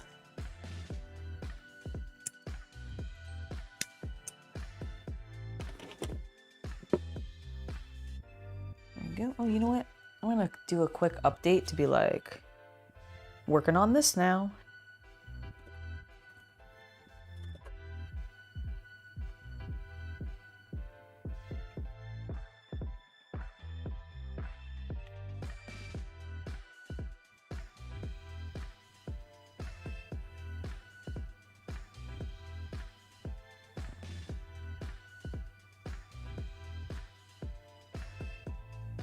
There's a big old glare on that. Let's just fix that, shall we, chat?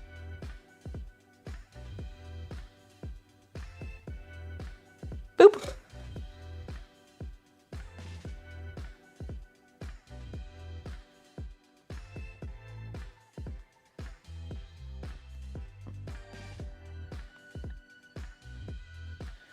There we go. Oh my God, no. You don't exist, I don't have you. You don't exist and I don't have you. You don't exist and I don't have you. Stupid hiccups. You don't exist and I don't have you. Holy moly, I hate them. They have been plaguing me for like a day and they don't exist. I can't have them.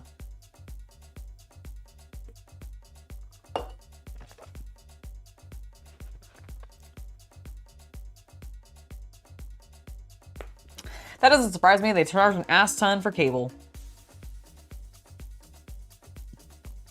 Okay, I have those pieces. I'm gonna need these pieces.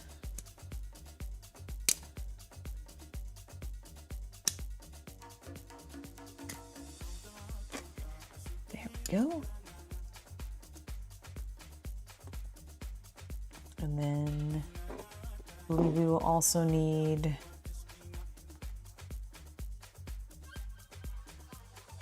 this.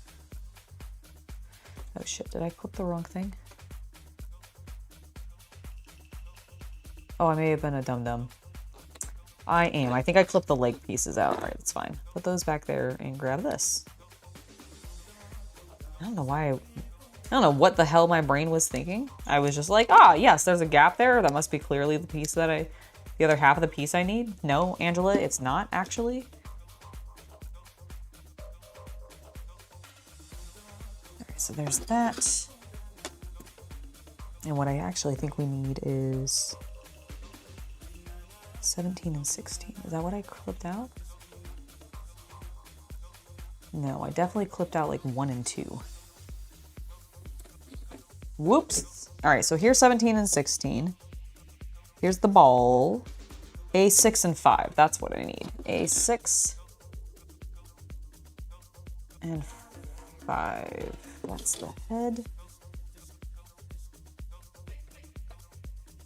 What?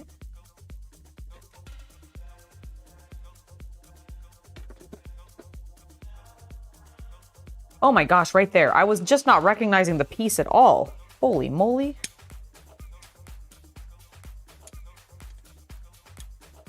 There we go. And then this one needs that clipped and that one clipped. All right. Now put that back like that. So we have those two together. No more Resident Evil. There will not be any more Resident Evil until there is a new game. Which there is a very strong rumor of Code Veronica being remade, which I will be playing. But no, I'm not going to be playing any more of Resident Evil 9. At least not on camera. Like, I might still play it. Am I trimming the mold flash off these parts? Oh yes, Corsair, don't worry. I am. That's what I was just doing. But you've seen me doing a bunch. See, we're even smoothing where the connection points are.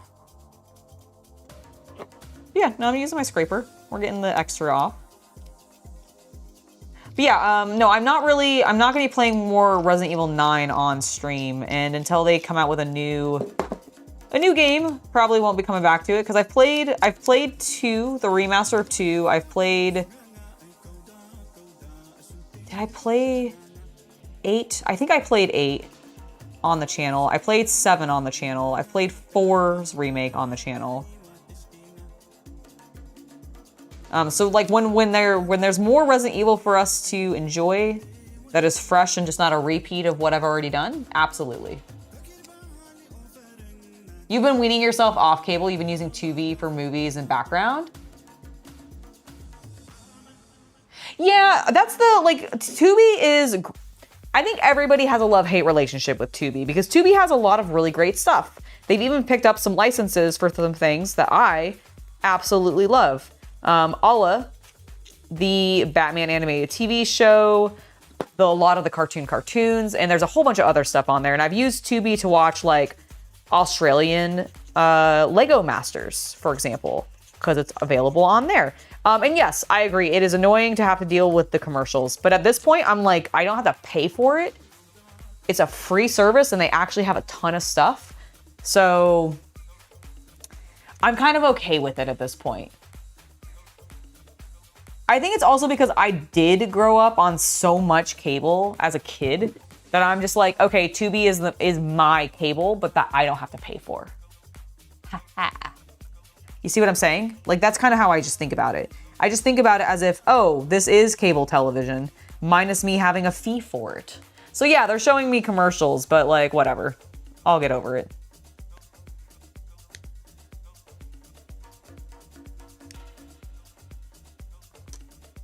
Now, if you are somebody who has never really grown up with like cable television and then therefore having commercials because you've always had like streaming services that remove them and all that, I can get why that might be suddenly very frustrating. But for me, at least, I'm just like, I've dealt with it before. I can deal with it again. And I was a lot more impatient as a child. Surely I can be more tolerable as an adult.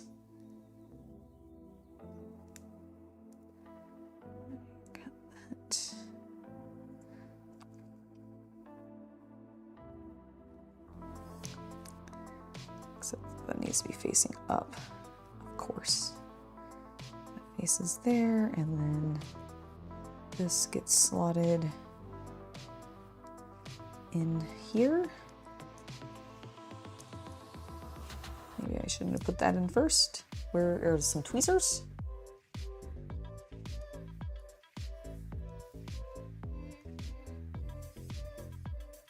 Perfect.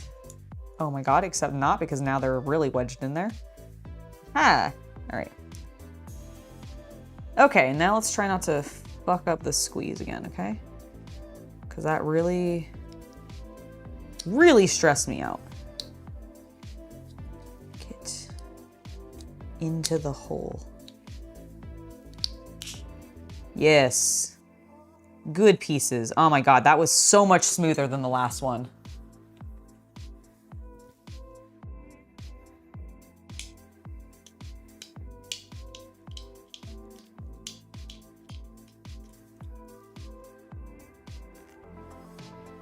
Like, don't get me wrong, I know ads were how television really, and I don't know, they may still do this off of this. This is why cable's still valuable to some degree for somebody. But like, I know the reason that they, like, I think that's what bothered me. I'm gonna start that sentence over. What bothered me, even as a child, is I'm like, we're paying for this. Why do we have to see commercials? But with Tubi, I'm like, well, we're not paying for it, so I don't mind seeing commercials, I guess. Because that is, I get the commercials are how businesses pay for things when they have services like that. Like, that is how, like, they make the majority of their money, is by selling spots to valuable commercial, like, things, because commercials work. Like, they may not work on everybody. You might disagree, but generally, they work. Otherwise, they wouldn't keep making them and spamming them all of the effing time. Like, it would, like, if they would figure out what's most efficient, and I think commercials are very efficient for them. So they do them a lot. But I'm like, if I'm paying for a service, even cable, I don't want it to be inundated with commercials. But the cable companies don't actually make enough off of us people who buy cable, so they have to sell and make more money from buying and selling commercial space, and so we still end up having them.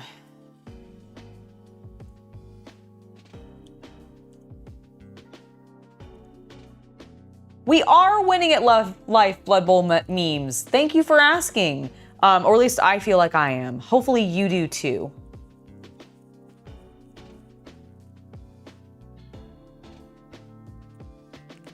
Sometimes more. America is really aggressive with its commercials too. They're also very stingy about their commercials because I feel like one of the reasons... Okay, so there's an epidemic kind of going around where children aren't really into cartoons anymore, which makes me incredibly sad as somebody who like grew up on cartoons, absolutely adores cartoons, and thinks that cartoons are one of the greatest things man has ever made. And so like the fact that children are not as interested in cartoons as say they once were, like when I was a child, makes me really, really sad. But I honestly kind of understand it because one of the things, and they'll never fix this in the States, but like there's very strict laws about like cartoons and television made for children advertising toys to children in those cartoons. It's one of the reasons I actually personally believe Kamen Rider has never actually come over to the States because they feature like the belts, the buckles, all the things you insert into the belts, all of the weapons, they're all toys. And there are laws in the US that like you can only advertise in a show a toy to sell to a kid for like X percentage of the show. And so I think all of like the henshin sequences alone in Kamen Rider would like cap that. So they wouldn't be able to show a lot of other things. It's one of like, it's very interesting. And I think that show, that law is partially why children do not watch television anymore much and don't even play games much. Like, it's so weird. Like kids just don't engage with games quite the same way. Like, don't get me wrong, some of them are obsessed with Fortnite. I am not denying that. But like, and I think like, well, and that's the thing is like, I think it's up to a certain age, but like when you get out of the Bluey is appropriate for your child range, like children don't seem to be choosing to watch cartoons much. And this is not all children. This is not all children, but it seems like a significant proportion of children in the US at least is being reported as being less engaged with cartoons as a whole and less engaged with video games as well as a whole, which is really surprising to me because like in my youth, that was what parents were bitching that we were all stuck to. We were either glued to the TV because we were watching our cartoons, or we were glued to the TV because we were playing video games, and we all had console games at that point. And so like, that was the dilemma. And it was a huge epidemic. Like, children aren't going outside and touching grass because they're glued to their televisions. Curse those evil cartoons and video games. How dare they? And now I feel like games are in the shitter for a lot of, like, there are some gems out there still, don't get me wrong, but overall it is monetization, monetization, monetization, and that's all they give a shit about. And then on top of that, like, cartoons just don't seem to have, like, I feel like they're scared to do things because they're like, we can't, like, cartoons rely on toy sales to help make it so that cartoons can be made, because like cartoons by themselves don't really make a lot of money outside of that. Like, you have to merchandise them in order for them to be profitable. And if you can't advertise your merchandisable stuff to the children who are going to want it during your show to make them go, oh cool, I want that Batarang or whatever, like, how do you expect them to survive? They won't. And that's why, like, I find it very interesting, like, the approach that I'm seeing in Kamen Rider, which is inundated with toys. Like, oh my god, do I, like, feel like I need to buy that toy and that toy and that toy? Like, I told myself when I started watching Kamen Rider Geats that I wasn't gonna go crazy because I wasn't super, like, Zet's being my first actual Kamen Rider live action to watch. I was like, I really like the chest strap. I really like the capsums. I'm not sure how I feel about these belts. And I definitely don't like the little, like, things that you add to the belt to like especially the small ones, like all the dinky random, like the mace or like the water gun or the shield and stuff like that, the hammer. I'm like, these are basic bitch things, right? But then they started getting the really cool buckles. And I was like, shit. And guess what I ended up doing? I ended up ordering an ass ton of them. Like, I get what the law thought it needed to protect children from. But I'm like, but that's what allowed them to be children. Because you were advertising a cool toy for them to do, so then they could go play this, or they could watch this thing or play this game, and then go outside or hang out with friends inside and pretend to be those people. Like, I was one of those kids that like had a bunch of Power Rangers toys when I was a kid. I had the Morpher. I had a little like Pink Ranger Halloween costume. I had some of the weapons, and I definitely had the action figures. And you want to know what I did with them? I fucking played with them. With my sister, with my friends, outside, inside. I was obsessed. And I'm like, is it really so bad for these kids to be advertised these toys? Like, I get it. It hurts the adult wallet that funds these children, and not all children's parents can afford to buy them every single toy that their favorite cartoon or television show might advertise to them. I get that. But like, I don't know, let them be kids, let them have toys, let them play with things. I just feel like it's important. It also, I think, gets them off their phones and gets them away from technology because they have a cool interactive toy to play with. I love the Kamen Rider toys specifically because they are relatively simple.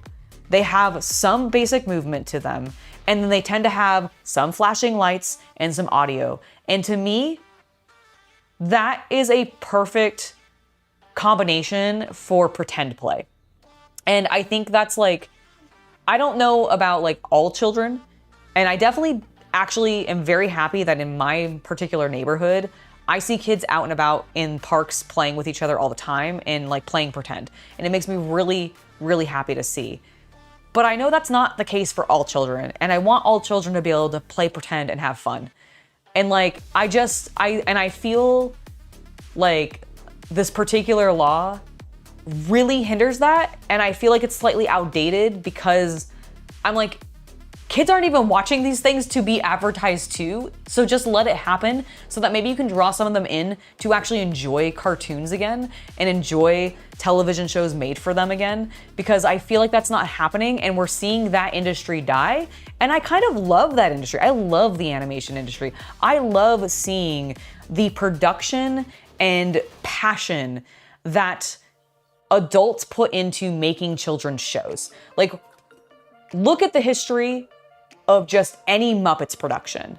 Those people were all adults, but they loved making that product, and it was a product geared specifically for children. And it was huge. It did so well, and it endeared to families, and like, I don't feel like that happens as much. And maybe I'm just like misguided. Maybe I'm just reading like too many specific articles or whatever about it, but I saw a little girl today while I was out who was in a stroller and she was glued to her phone. And it just made me so sad because I'm like, I know that she's probably just watching like shorts, like really short form, low attention span stuff, because I know that is really difficult to like get away from modernly. And I know kids are getting absorbed into it. And it just makes me incredibly sad. I worry about our youth. I really do. I really worry about our youth. And I genuinely think one of the reasons I worry about them is because of the years and years of restrictions placed on children's media that has now made it so that kids can't even enjoy it anymore or have an escape that allows their imaginations to grow, for them to learn lessons and like engage with things. I think that's like really what it comes down to, is I'm like, I was a child of television and the internet. I grew up watching those things and I was on them a lot. And like maybe to the point where like, especially as a teen, it could have been reduced a little bit more. Maybe I should have been out with friends a little bit more and stuff like that. I'm not denying that. There were definitely problems. But I also like feel like there's a balance between consuming technology and the things on it and actually going out and doing things with friends and using your imagination and engaging it. And I just don't see that from American content as much as I feel like I used to, but I am genuinely inundated with it with all of the like toku stuff I've been watching from Japan. And it makes me really happy to see that at least somebody out there is still making things for toys, for kids to engage with so that they can use their imagination and play with things. Like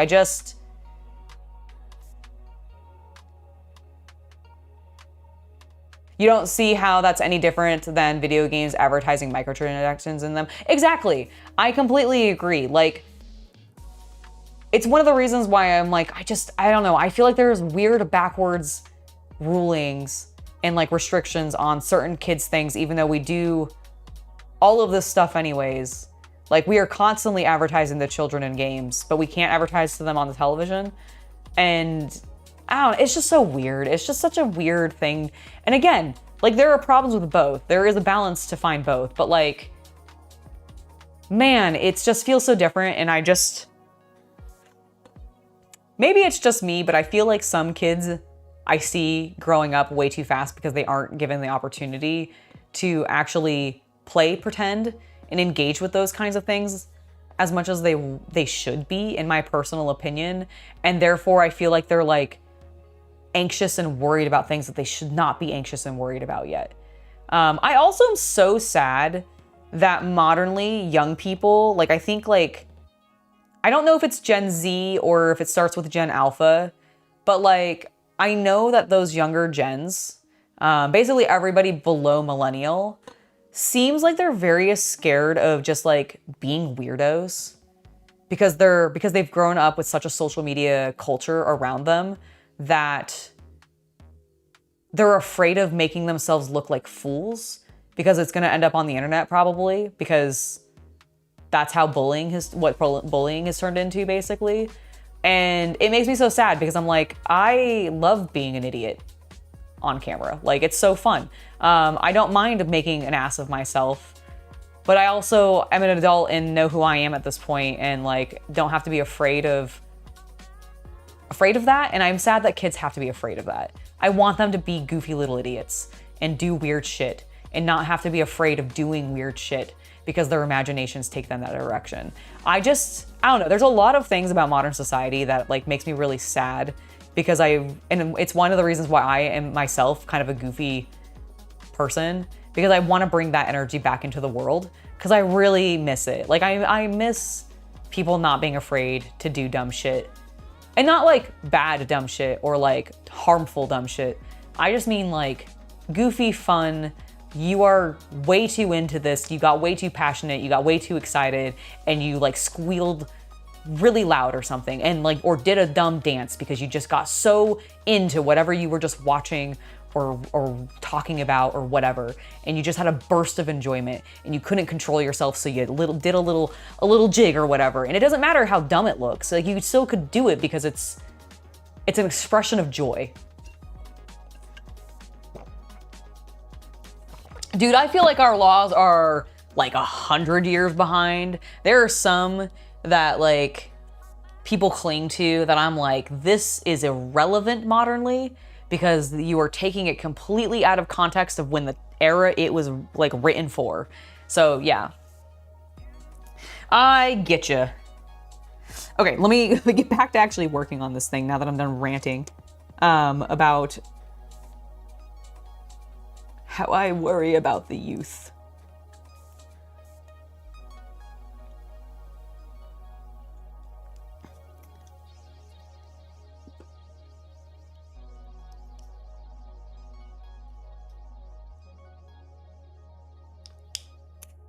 There we go. We'll go and smooth this down a bit.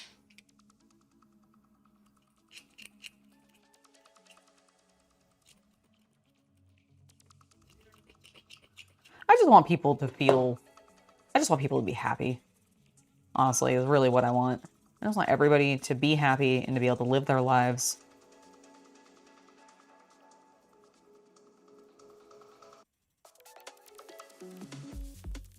Way too optimistic, I know. But, oh, Kevin, thank you so much for the $2 donation. Great rant. Absolutely 100% agree with me. Well, thank you. It's just one of those things of, I feel very passionately about it. And I want kids to be able to express themselves.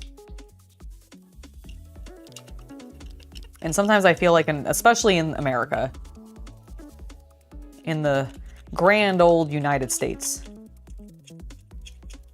a collapsing nation, they just don't get to anymore.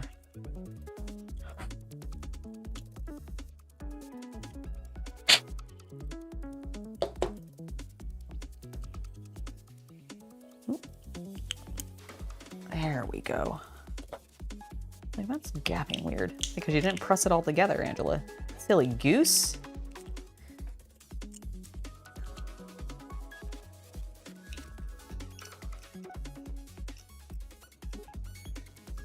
Oh, it is 3 o'clock when I'm finished. I'm gonna finish putting this arm together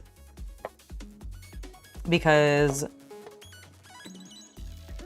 I want to feel like I've gotten a little bit more done before I take my break. And then I will go take a quick break and we'll be back shortly.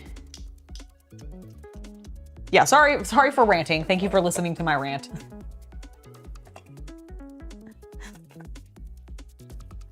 I think we did this. Yes. And then we put this in.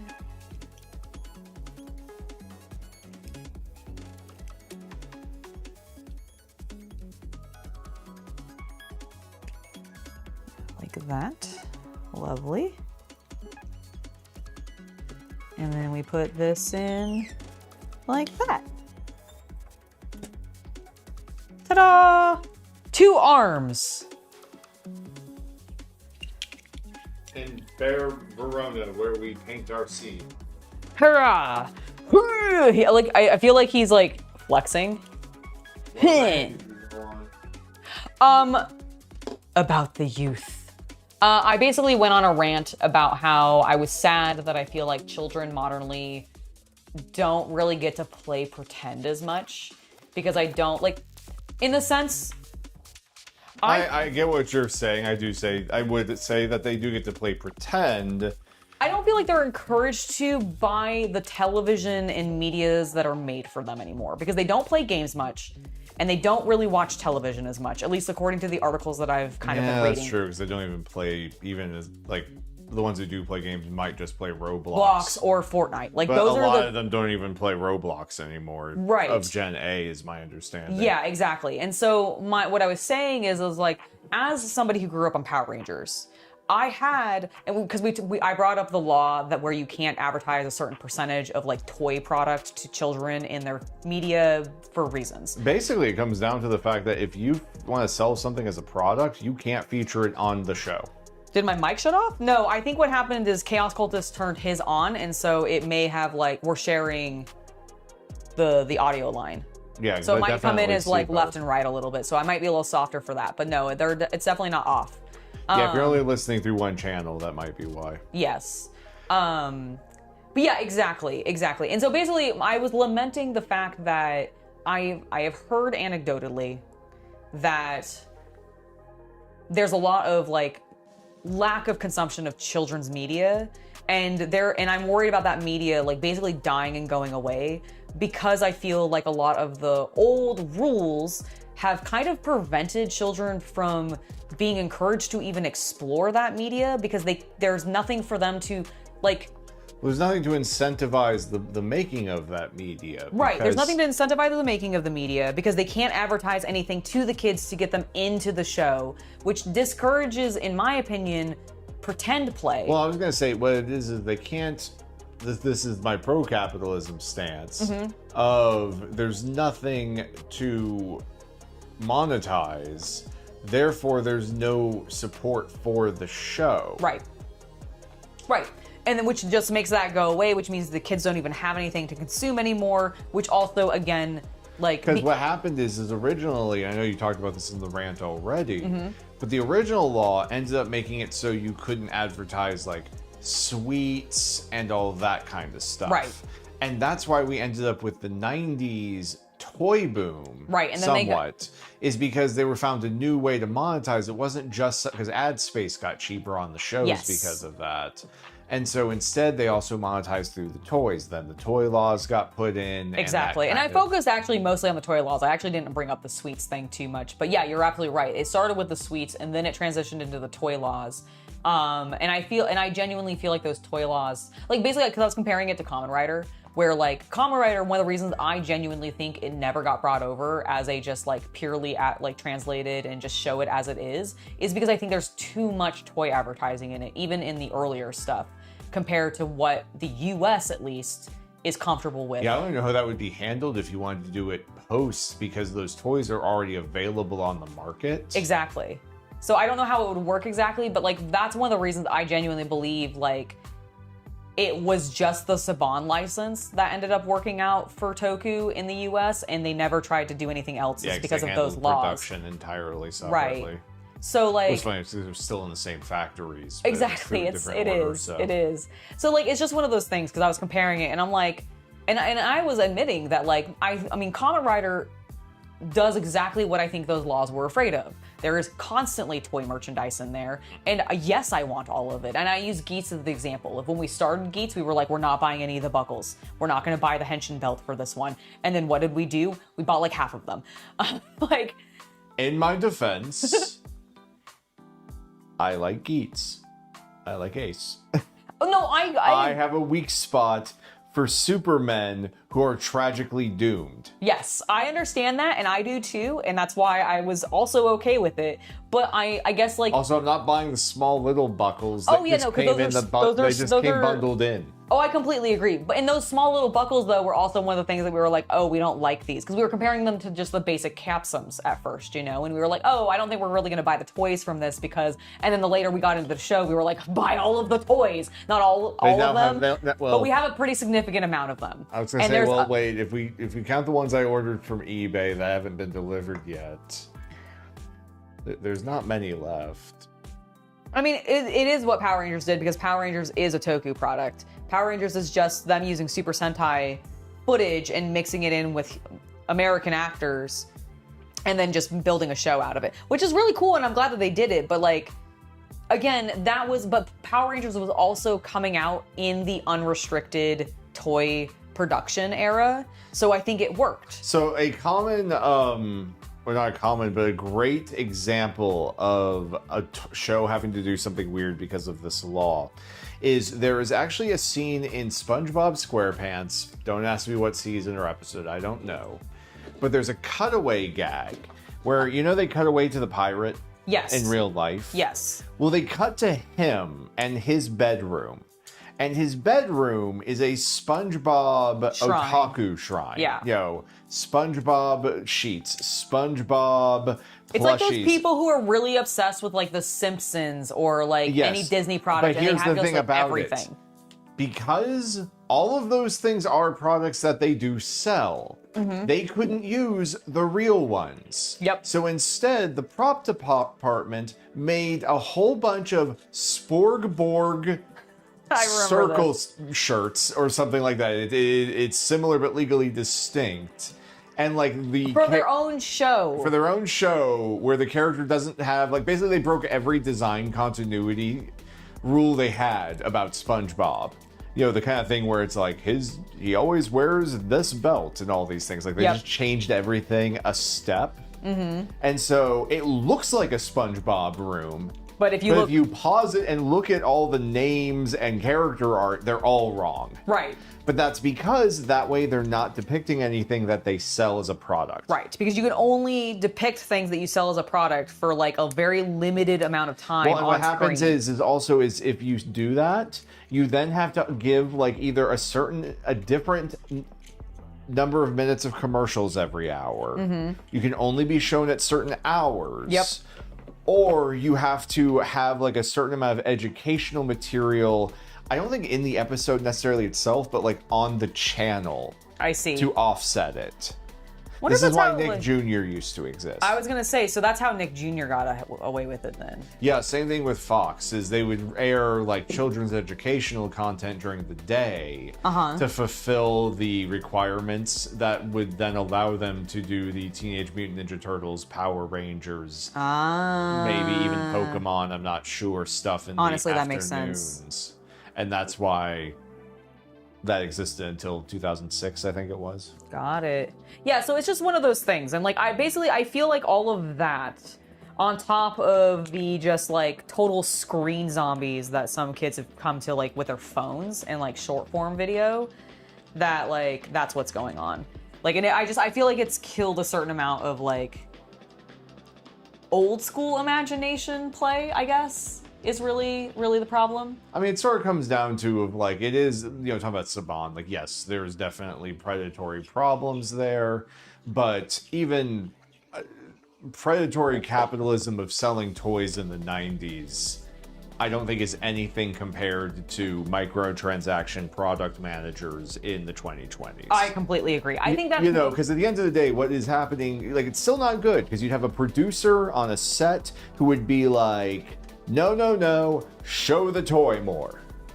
Because he wants to sell one toy to 1 million kids. Yep. To make a bunch of money. Yep. Okay. It's kind of scummy, kind of takes away from the art form. Absolutely agree. But in a comparison that can only, that took $30 to $50 with inflation adjusted, whatever, of a family's money. Compared to what some microtransactions are trying to do. Dude, I know. You know, like, it makes the guy in the 90s trying to sell you a Megazord look like a saint. It really does. Thank you for subscribing, Hayes Blade of Zach. Yes, thank you. I mean, video games don't have the same legislation as television does, especially not in the United States. There's been some major moves in China and the EU, and it's different per market.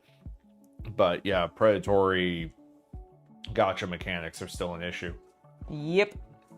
All right. But it's funny to think of, like, every business bad guy you imagine from the 80s and 90s who's like ruining a kid's show because he wants to sell toys. Yes.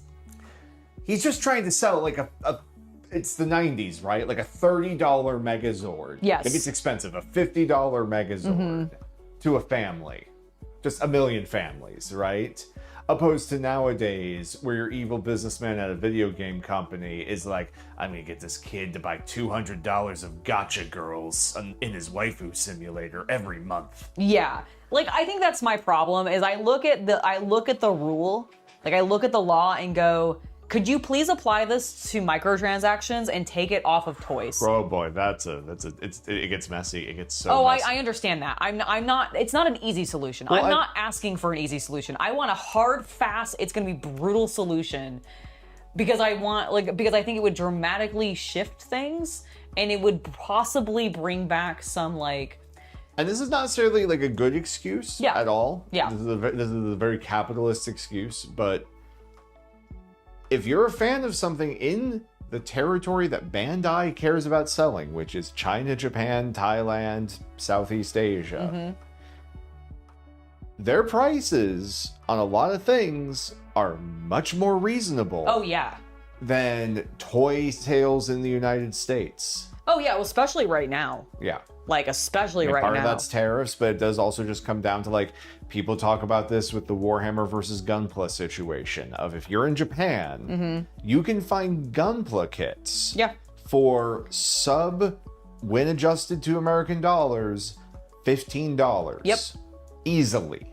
Oh, yes. You know, if you're finding a store trying to clear merchandise, you'll find them for dollars. Yeah. Right? Yeah, you can really find Gunpla very cheap in Japan. Like, don't get me wrong, there's still some very expensive ones. Yeah, it's a big range. But those are like the new ones. The ones that have movable joints on sprue before you even clip the damn things out. Well, I think we have the problem here in America. It's like, you come out, you go to a game store, you go to the best, most well-stocked game hobby shop toy store in America.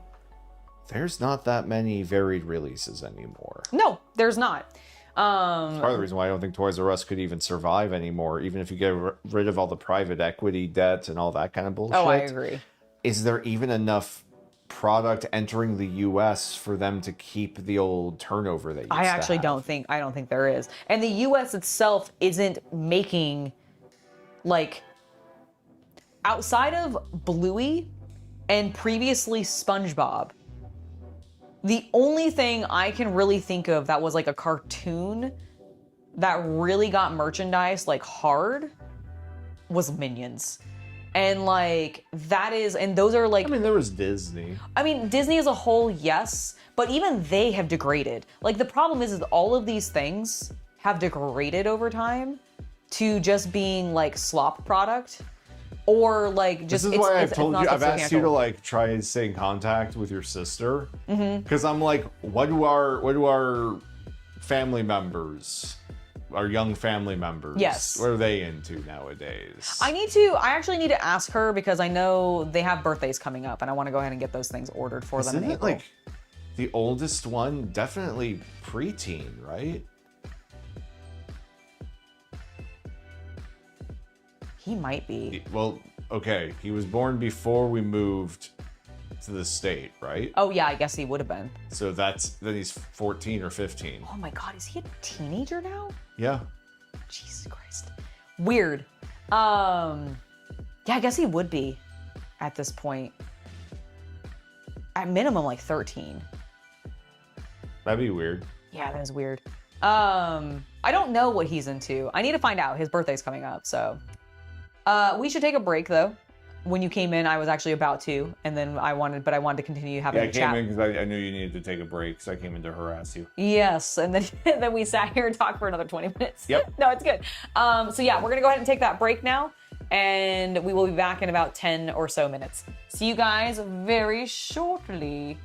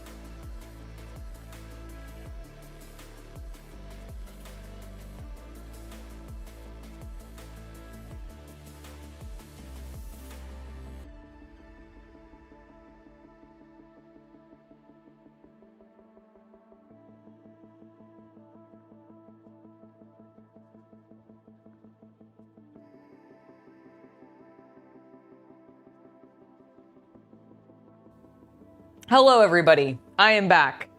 I got myself a marshmallow snack because I love marshmallows. They're delicious. They are wonderful, and I have my hat on still.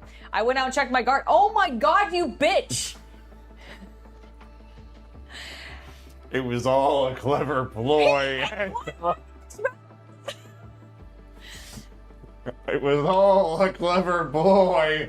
I was joking in the other room about how tempted I was to steal one of her marshmallows, but she was still holding the bag, chat. For you see, if I ate it then and there, she would have simply taken another marshmallow out of the bag, and all of my effort to troll her would have been for naught. But by waiting and building up the tension,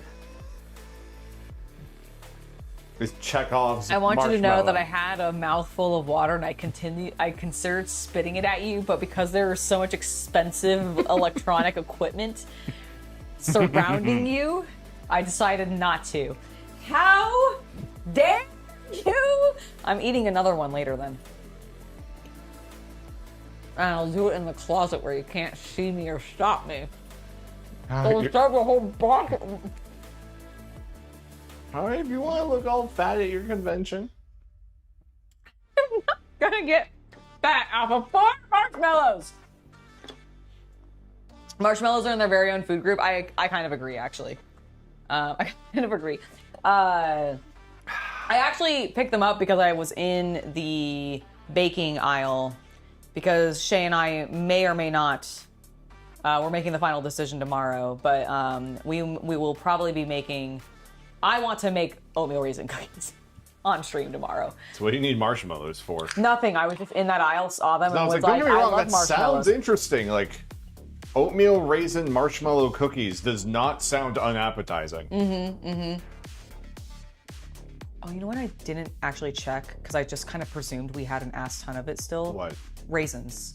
Yes, we do. Oh, thank God, because I didn't get any. We have like 3 containers. Oh, good. I was hoping that was the case because I was like, I did not buy any because I made that assumption that we still had a bunch, but I didn't actually check. So I'm glad that we do. But yeah, so I'm thinking about making oatmeal raisin cookies with Shay tomorrow. I hope we do, mostly because. Well, one, they're CC's favorite cookie. I really like them a lot. I haven't baked in a long time, and I'm trying to get myself back into that habit because I also just want to cook more. And now that now that my market is finally alive again, like really flushed and going. You do make the second best oatmeal raisin cookies I've ever had. Oh, really? Yep. Who made the first best? Your grandma? Nope. Your mom? No, definitely not your mom. Nope. Who? The person who people used to mistake as my sister. Oh, Heather? Well, I wasn't naming names. Sorry. You're right. But yes. Okay. Well, I'm not doxing her because I'm not saying like last name or anything like that. I'm just, okay. Really? Yeah, oh my God. I'll have to, what did she do to them? Don't know. Cocaine? Maybe.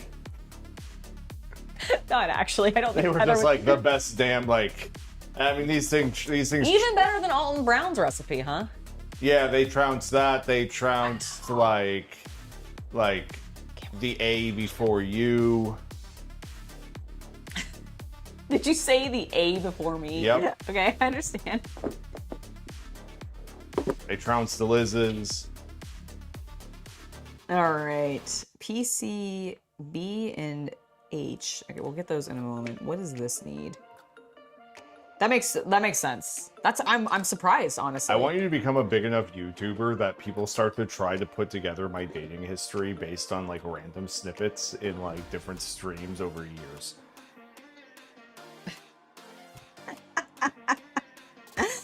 Fair enough. Because we all have tertiary goals in life. I love that tertiary goal of yours. Don't encourage them. It's kind of what I do. I know. It's true. So are you like too cool to build English language kits anymore and you can only build them if they're in Nepalese? Yeah, this is how I'm learning the language. Somebody has to have done that, right? Learn the language through There's like a famous, I think it's a Reddit post where someone's like, my child has been born. I shall raise him on nothing but Japanese anime and video games. And when he has learned Japanese, he will teach me Japanese. Amazing. We have reached 70,000 subs on YouTube. Yes, which is very, very cool. Thank you guys if you are one of those 70,000 subs. Honestly, like all of my social platforms have been doing really well with growth recently. So if you Mostly thanks to Facebook. So yes. If you're new, there's a high likelihood you came from there. So thank you. Yes, yeah. If you're new and you're to the channel and everything, and you've also subscribed here, I feel like there's a high likelihood that you also found me on Facebook, because Facebook blew up. I felt like it is technically, if we just want to go based on followers, you're a Facebook influencer. Yeah, I'm a face. I want to just expunge myself of that, but it's unfortunately fact.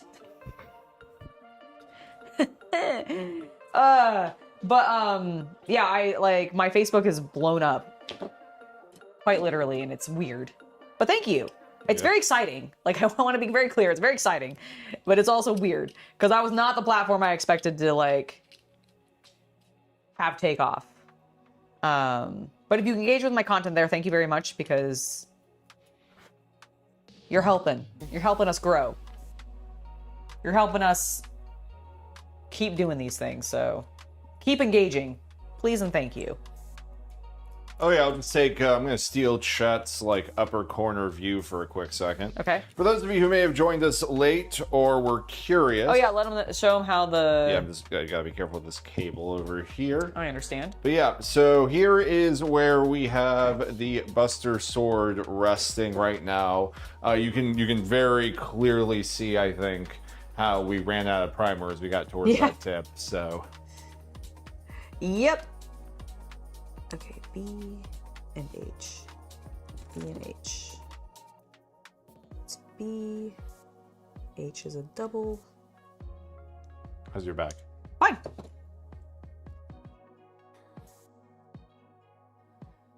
Okay, so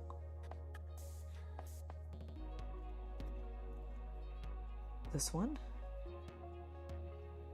This faces this way. In, really? Interesting. You know, I'm looking at the Buster Sword. I'm also thinking when we get to the painting step, yeah, some of these mild imperfections in the, like, where I screwed up and put the, what do you call it? The epoxy. Epoxy, thank you. Mm-hmm. And such may also get blended in because of the, like, uneven finish of the hammered steel look. Mm-hmm. Because it's that modeled finish. Yes. It may just hide it. It might as well. Like, I'm very confident a just basic, like, sanding of what we do. Oh, yeah. Is gonna clean all of that fuzz up. Yes, So I think it's gonna be fine. Completely agree. And yes, Havman, you are a special kind of follower. In the sense that I think you're definitely one of my like tops, just because I know you're on a lot of platforms with me. Like, I know you follow me here, which I thank you for. I know you follow me on Instagram and Facebook, Twitter, I think. You're, of course, familiar with me in other places.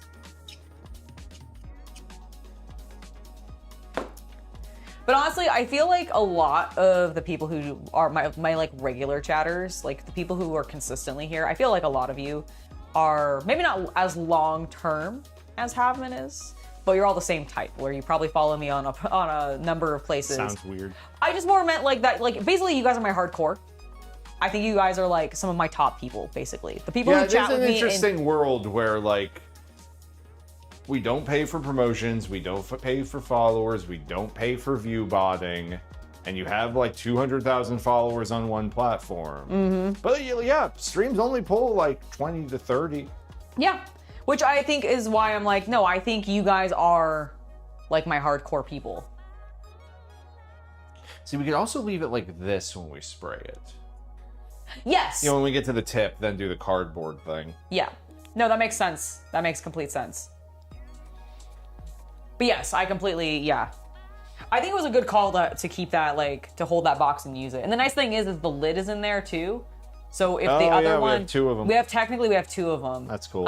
So when the bottom one wears out and gets just too saturated or whatever, and it starts disintegrating, we can swap it. Yeah. Or if it just gets too dirty for us to use, we can at least like have that other one below it. That'll be pretty fresh and clean. Yeah, it's so interesting where you can see where the particles started to like really fuzz because we were so I was low just in gonna the say, can. even like down here, you can see where there's a few patches where it didn't quite fill in.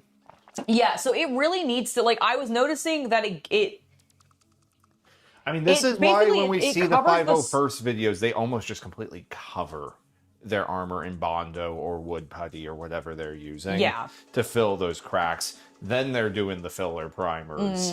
Then they're sanding that shit. Then they're doing whatever their sealants are to get all their finishes done on there,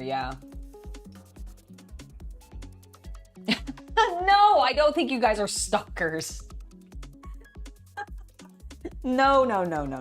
We've only had one thing in all the years we've been doing this that could have qualified as that, and I still don't know what it was.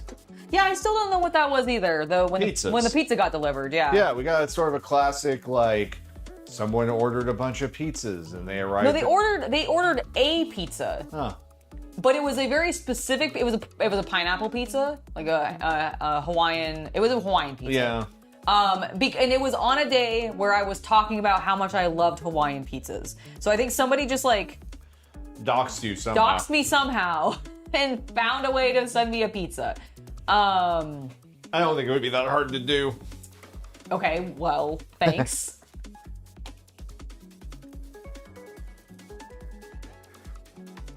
Listen, I know how good geolocator players are. That's fair. Remember Sea-Dog VA doxed himself by showing the silhouette of one nearby skyscraper in Tokyo? Yeah, no, you're right. Like, I apologize. I'm speaking sort of in a I get you. manner. I get you. Okay, so that's gonna attach like that. It's his knee. I was like, what am I building? Shoulders, knees and toes. Knees and toes. It's a knee. She hasn't built a Gundam in a while. Well, I built a Zoid recently. That's not a Gundam. I know. But like, sorry, he's also chunkier. Like, he's got bigger, chunkier knee pads than like anything else I've built. That's because he's a Zaku. And he's also a sumo Zaku. He is a mobile sumo? Okay, there is no Zaku written on this box. Okay, so he might be then. No, I do. I think I don't know if he's. I still don't know if he's like on. How many eyes does he have? He does have a Zaku like face, but it's not exactly. So I don't know. Like, he might be the villain of this particular. I don't know if it necessarily is a villain. Or not the villain, but he might be on like the antagonistic side. Now you want a pizza? Order a pizza. What's stopping you? I don't know. Oh, they have engagement points on Facebook for like the content creators you're into. That's funny. There you go. Oh, good one. All right, so we did that. I need 24 and 25. His big feets. I guess technically these are his shins. How you doing, buddy? Yeah, you're doing good. Good fellow. So yesterday I was talking before I realized that I was waterlogging him. About how I had figured out how to get him to battle things. He's stuck on stage 7, little bastard. So I'm doing other things with him to like try to get his levels up so that he can finally beat the... I don't know which Kamen Rider it is even. I'm not even sure which Kamen Rider it is that he keeps getting his ass handed to him by. I think it was stronger. Oh my god, was it? Wasn't it? No, he didn't have the big S on his chest. Okay, wasn't I've had him fight X, I've had him fight V3, I think I've had him fight 2 and 1. I think it's going in order. Amazon? It might be Amazon. It might be Amazon. Maybe that's what it is. I don't recognize it offhand. And it's a more silver design? That wouldn't be Amazon. He's almost completely green. Is he? Okay. Well, he's an animal. Oh, right, because he is literally the insect. Yeah, he looks like a gecko. Oh, is he a gecko? Is that what he is? So yeah, I don't know which one it is, but... Corsair. Angela finished the Resident Evil game on Tuesday? No, last Friday, right? Yeah. I don't know, she finished the game already. So all the Resident Evil videos on demand are on the channel. Yes. And when you asked that earlier, I was telling, the next time that I'll play Resident Evil is probably when the remake for Code Veronica comes out. Or whenever, whichever one comes first. Yeah, whatever. Like, basically, I'm waiting for a new one to come out. I think it's more of a hold off until December kind of thing, but the Fatal Frame 2 remake is out, and it's supposed to be pretty good. Oh, nice. Obviously, it's just a remake of the original. Do you mean by holding off until October? Not December? Because Yes. December's pretty swamped for us. Sorry, yes. I Okay, meant I was like, October. why are you wanting to add more work to our December than we're already going to have? It's a hobby. Potentially. Oh, okay, that's fair. It would be. Yeah. For those of you that are maybe like going, what's going to be happening in December? I anticipate that this Wednesday at I think it's Wednesday. It might be Thursday. It's I can't Wednesday. remember. Is it Wednesday? Okay. This Wednesday at the Warhammer preview. Sorry, I forgot the word preview for a second. Okay over there? Yeah, I just forgot the word preview. At the Adepticon preview that they're doing, I really have a high suspicion that they probably will finally at least announce. I think they're going to drop the animated trailer for the next edition. That's what I mean by announcement. Like, they're going to do an animated announcement trailer. It's going to come out this year. Yes. And my suspicion is that it'll come out for the holiday season, aka December. I would say anywhere between probably August and October. Really? You think it'll be earlier than that? That'd be great. I would love for it to come out earlier. I think so, because I don't think they want to have I don't think they want to have release weekend in December.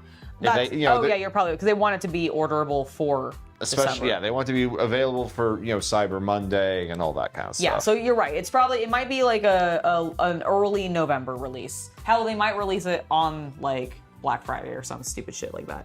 I can't remember, like, because I know GW actually does kind of have a little bit of a this is when we release things sort of cadence. I don't know if they've been still sticking to that. However, the point is that originally I was thinking it might be a much later in the season kind of thing, and that would mean that not only would I want to cover and focus a lot of like video content and stream content on 40K before the new edition, but I've also pre-ordered like a ton of stuff for the Gundam Assembled game, which is the new miniature game that Bandai is coming out with, that I have painted some miniatures for already because they came as preview miniatures in the Gundam TCG that released this past year. Yep. And so that full That's not just war game release is coming out in December. There is going to be a release of one of the starter sets. I think the smaller one. In October, I believe. So what you're forgetting is that's not all. So if theoretically Warhammer is coming out this winter, it will also be coming out alongside Gundam Assemble, as you say. Yep. It'll also be coming out alongside StarCraft. That's right. So I was like, there's one other thing, and I can't remember. I couldn't remember what it was. For us, because StarCraft will be coming out. And then finally, in December, knock on wood, if you can believe it, I don't, our Cyberpunk board game. Oh, yeah. Is supposed to arrive. It's supposed to finally arrive. That's true. And this is if you have seen the ads for the very large Cyberpunk board game that... From GameFound. That has been advertised for like 3 or 4 years now. God, it has been ages. I feel like... We went in on the big set. Yep. When it first came out, or when it first went on, not Kickstarter, but GameFound. Yeah. And that's going to be a lot of boxes when that shows up, I think. Yeah, it's going to be a lot of boxes. Well, especially since, like, I ordered a couple of extra things, I think. Like, even on top of, like, basically, I bought the big bundle, and then I think I got a couple of, like, add-ons that were not included in the big bundle, because I think there's, like, a plushie or something that I added. See, I can imagine... No, it might have been a pin set. I can't remember now. To Spike RS's point, I could believe that the initial, like, you pre-order, you buy the special box, it comes with the rule book, it comes with the big fancy starter sets like they do every time. That might be the June-July release. I still think fall is when we're going to get the normal, like, small, medium, big starter sets. Oh, yeah, that makes sense. But I do hope it isn't going to be that late into the winter, because yes, it would be nice to just have 40K through the fall, and then do some pivots around Christmas to Gundam and maybe StarCraft. Exactly.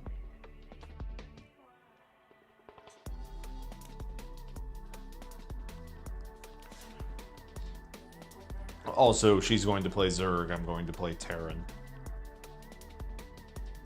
Yes. Yes. Yeah, there ain't no way I ain't painting and playing with that Kerrigan model. You can't be talking like a Terran now. We're the rednecks. I don't know how to I guess oh wait, essence. Yeah, I was like, wait, I need to channel what's his face. It started with an A. Yeah. Abalon? Was it Abeloth? Aboloth. Abeloth, yes. My favorite. I remember him because of Heroes of the Storm. Oh, really? Yeah. That's funny. Didn't know he was a playable character. And, yeah, he was. He was a launch character. Really? I tried to get her to play that game when it came out, but she wouldn't do it, folks. I mean, to be fair, a lot of other people didn't see it. Is Heroes of the Storm even around still? Yes. It is? Okay, my apologies. It is just a passionate little group of nerds. I love them. Oh, really? Is that what it turned into? I was like, Yeah, I don't feel like I hear about it like on a... They don't release new heroes or anything. They Okay. just like occasionally come in with a balance change or something. Okay. But they did a balance update in February. Leg. No, that's awesome. Is this her foot? Yes. You have weird feet. What a weird foot. Well, he thinks he's got a heel. Yeah. I've never seen as dramatic of like a heel boot. Why did you pop out? Don't do that. Like, but right? That is a heel. This is the best Zaku Gundam mobile suit I've ever built. Yeah, if it is an MS, that does mean it's a yeah, it says good guy. MS Mobile Suit Sumo. Then yeah, I think it is It's the MS. I do believe it is a like good guys Hero, the Alliance. Yeah, but it's probably not a hero mech. It's probably one of the like. I wonder if they militaries. captured it. It might just be a military design. That's true. I have never seen any of Turna. Neither have I. Like, do you see the heel on this thing? Yeah. I mean, putting it behind a bowl for me, but well, yeah. You sure you're not missing anything, or? It is B14 and okay, B15. Just checking. Is that how it looks on the box? Yeah. Okay. There's other pictures on the sides. It kind of makes. There's other pictures on the sides. You could use those maybe.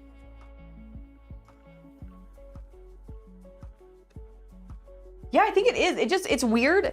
They make it look more silver, but like he's got the heel. Oh yeah, he definitely does. Yeah, that's it.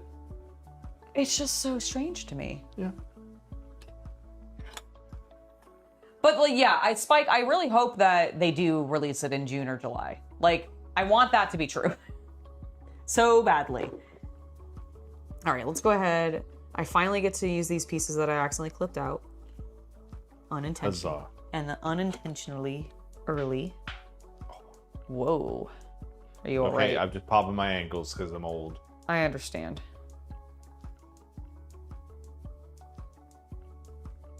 What? J. All right, I'm going to leave you to this. I'll be back probably close to when you're finishing. Okay. Sounds great. Enjoy yourself.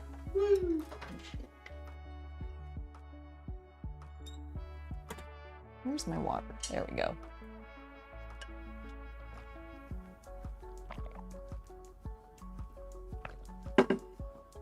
Oh, no problem. I mean, if you can't get another hat, it's absolutely fine. This one is definitely working out well for me, so I'm not super concerned. And even if it fades, I'm still gonna wear it. Like, it's not gonna stop me. It's not gonna stop me. Just realized I had like a massive part in my bangs. And it looked fine, but it also was starting to look a little weird. They're actually starting to get long where they're like not wanting to sit over top my glasses as much. I might have to like poof them up a little bit more.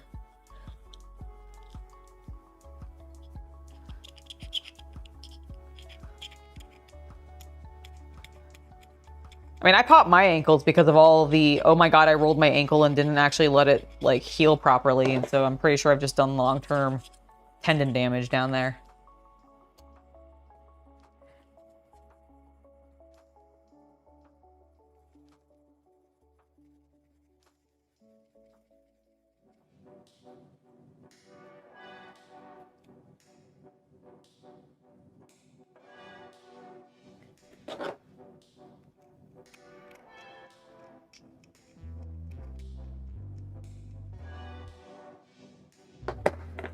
I also popped my wrists from all the carpal tunnel from doing all these hobbies. And all the drawing that I used to do. Make sure you stretch, everybody. Let's do a pause and stretch right now. Excuse me, don't fall into my shoe. Also, I didn't squeeze you all the way together. My bad. Oh, is that what's happening? It's not sitting. Okay, I'll fix that in a second. We're gonna stretch.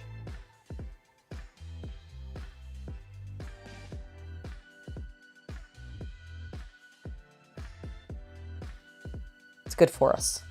It's good for us.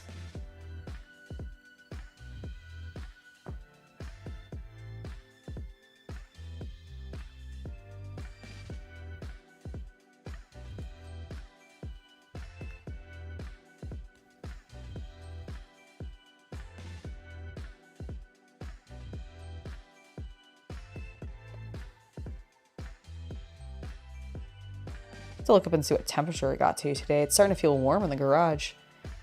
Ah, that's one of the things I should have bought while I was out, but I didn't because I'm an idiot. I wanted to get a box fan. For in here, for airflow. Not so much for airflow like when we're priming things or anything like that, but more so for just like keeping me cool.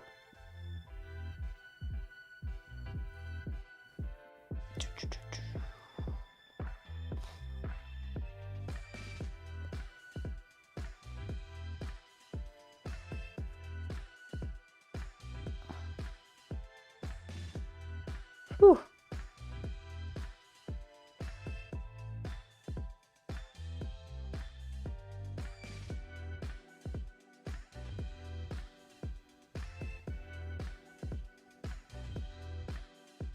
If you're bleeding, you should stop. Because if you're going to be doing exercise while bleeding, that means your blood, blah, blah, blah. It means your blood will be pumping even more and you'll bleed more. So it's good that they told you to stop. Don't do that.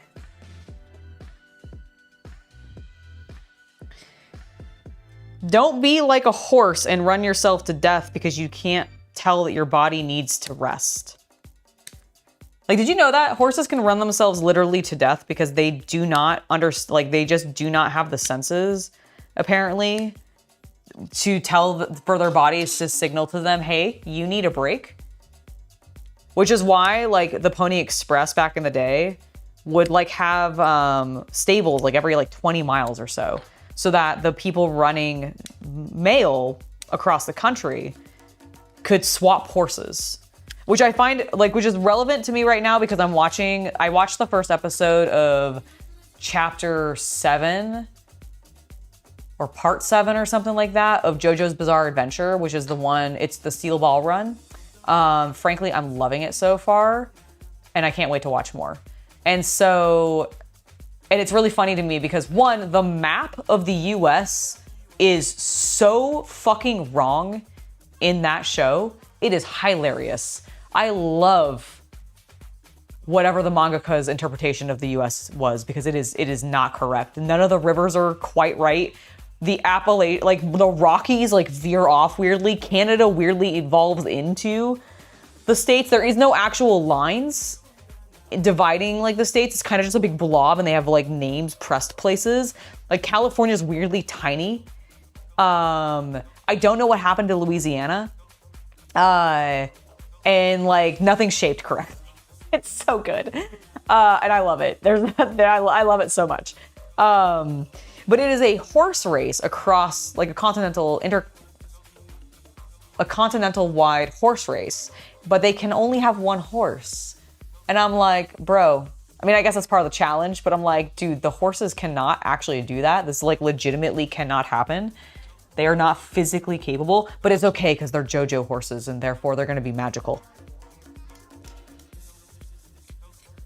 Hello, Brendan. It's lovely to see you in chat. How you doing?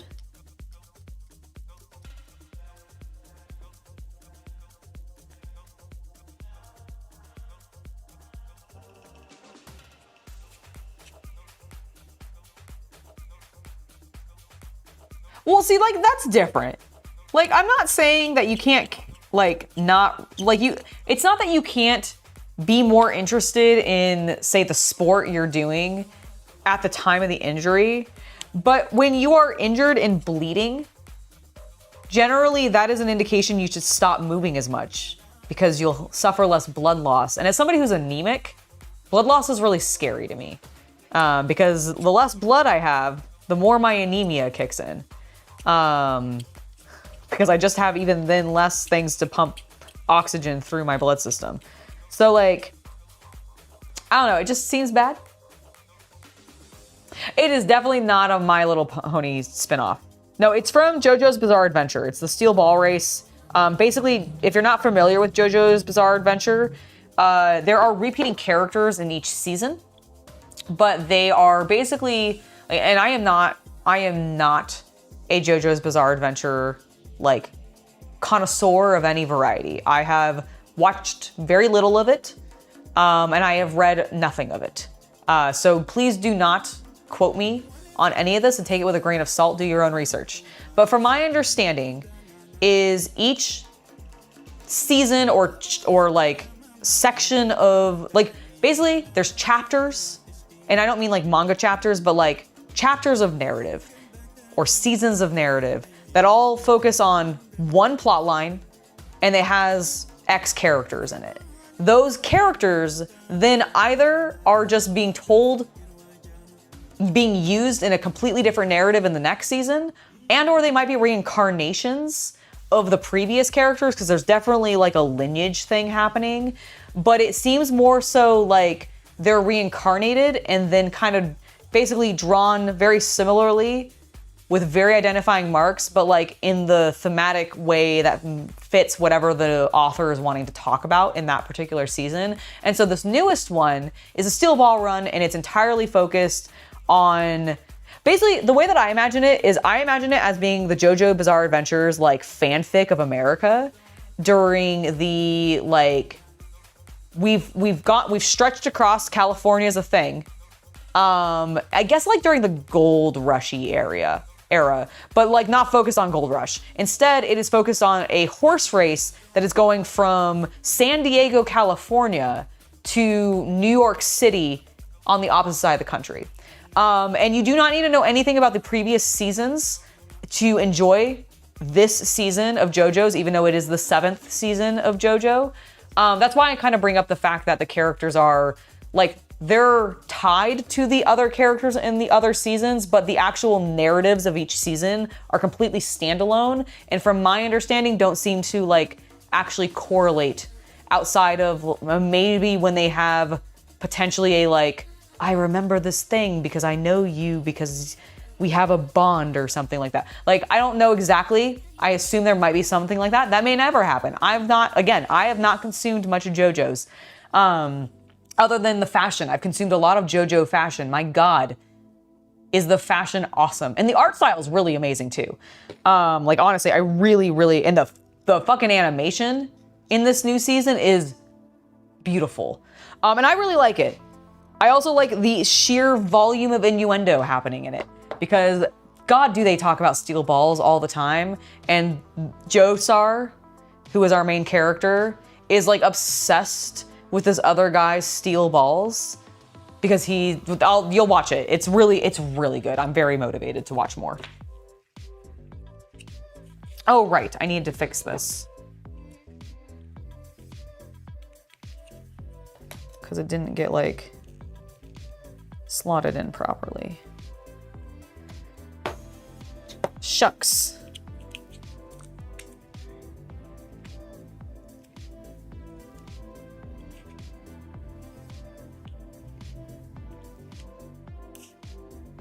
Don't break.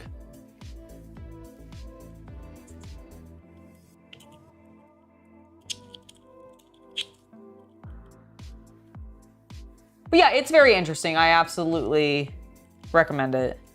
I think there's only one episode out right now, and I think it's on Crunchyroll. Actually, don't remember though.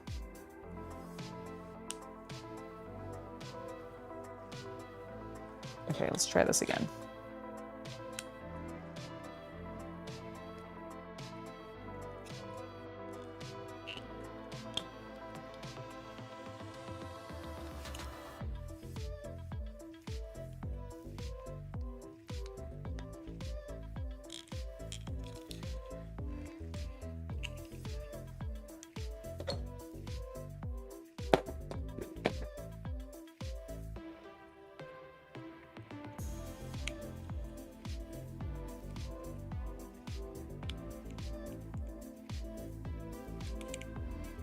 There, I think that will be better. And I'm hoping that once we get this other piece on, it'll fit them a bit more tightly. All right, now this is where we need the other B.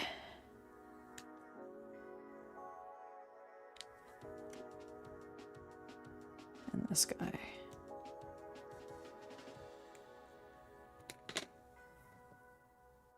Oh no, did a fly get in or was it a bee?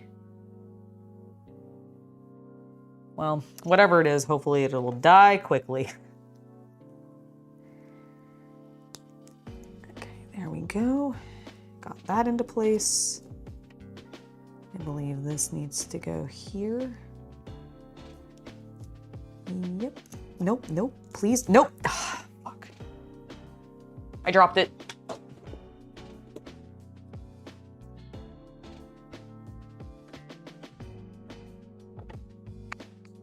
What did I do? Where did it drop?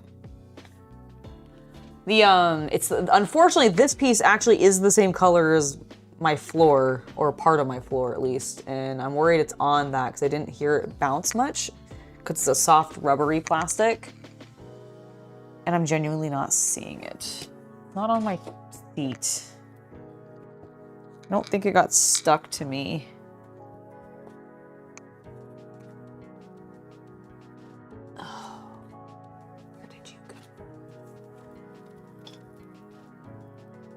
Well, shite.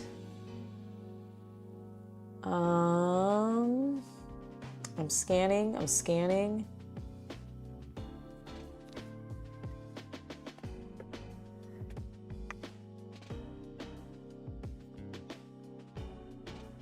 Oh, wait. No, I think that's too small.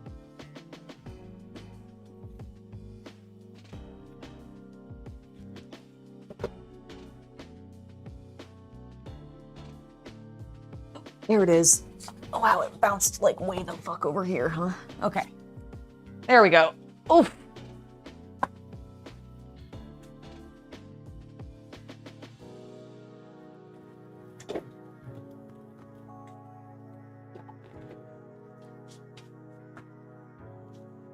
JoJo's weirdly does have a little bit of a...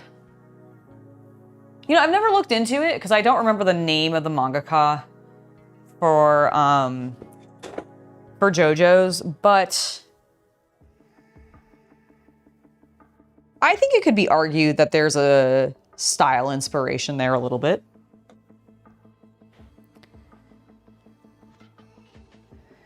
Okay, there we go. Got that in.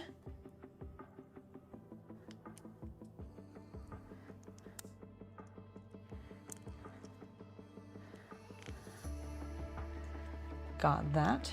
Yeah, I was glad I found it. was very worried.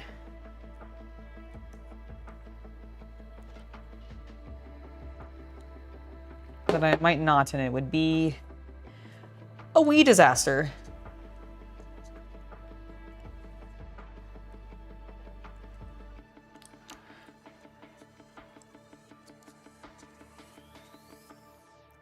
I like how loosey-goosey.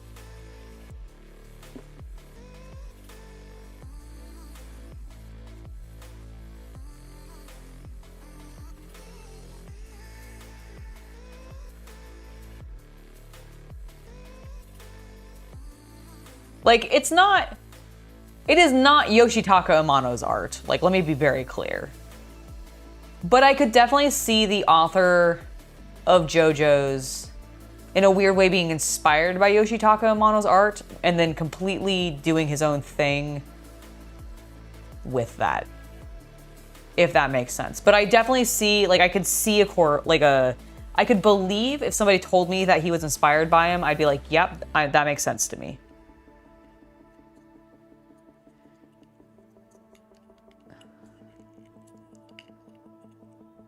Which way do I do this?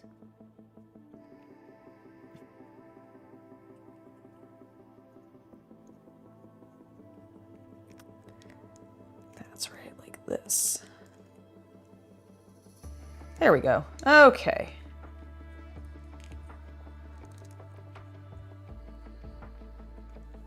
Excellent. Now, let's grab the foot. Oh, I almost threw those. I hate almost throwing my snippers because it's like, it's got a sharp tip. I'm gonna one of these days just impale my leg with this very sharp tip, which is not in focus. There we go.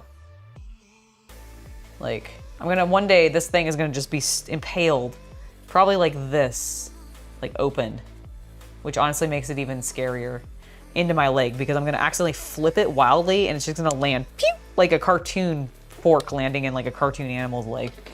I don't know why. I just feel like I saw that in like Tom and Jerry or Bugs Bunny or something in the back in the day. And that's what my brain thought of.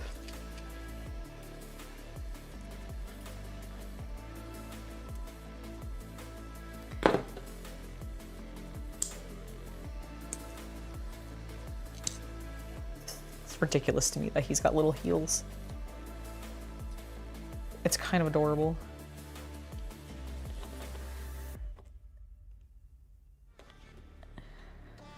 Nice.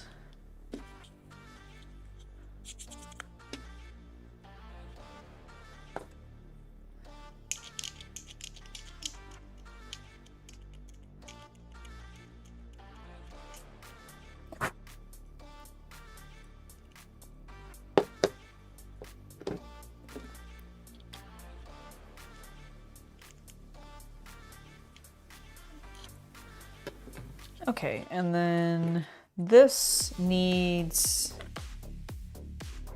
there it is, this, K. Okay.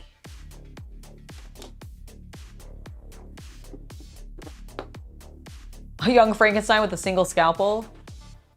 There you go. Exactly. That's what I felt like was about to happen.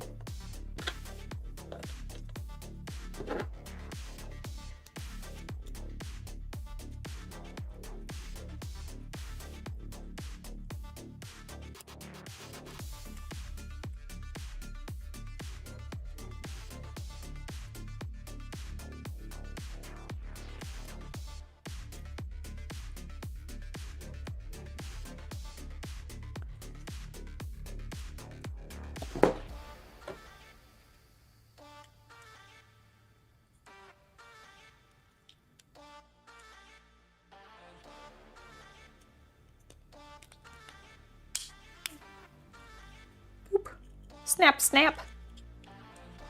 Really is very satisfying.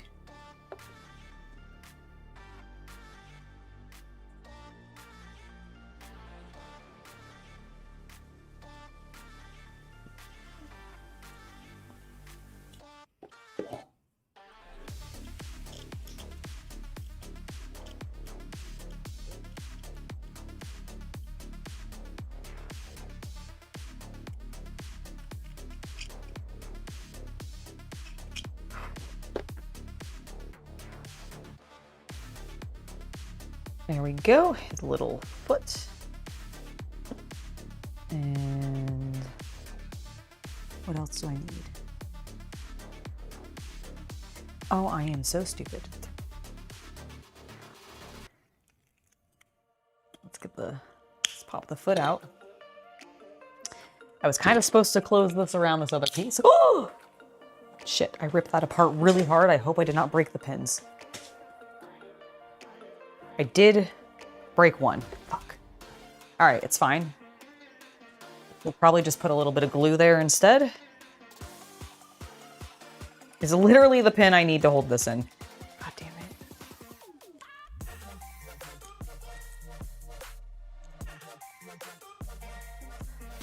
Okay, I'm going to put the tiniest drop.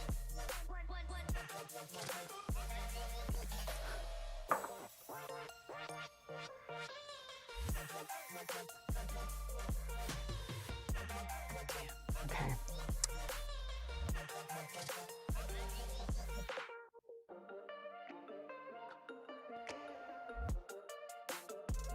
I'm gonna put a little bit on this side too.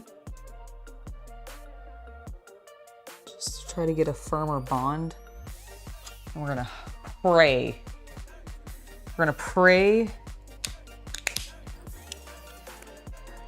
That it, okay, it's definitely still moving there. That's good. Okay, I think it'll be fine. The rubber's not being impacted, which is what actually is making it flex. Gosh darn it. Angela, you idiot. Oh well. I was doing so well, I was being so careful.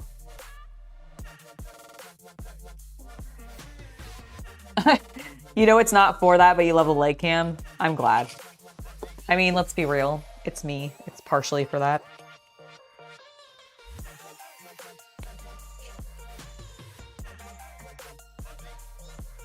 But it's also so you guys can see what I'm doing.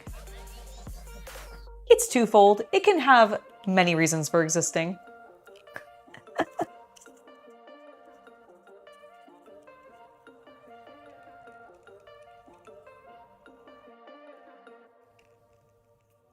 It's still not wanting to sit super well.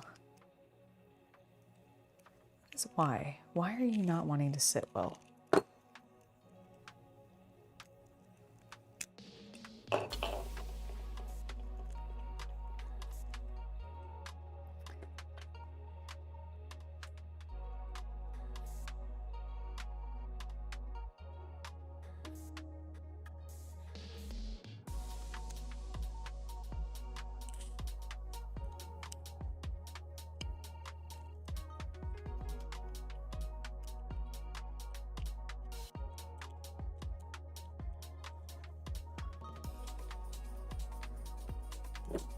Is it just because I got it like too shoved in there and it needs to be, yeah, I think that would be the problem.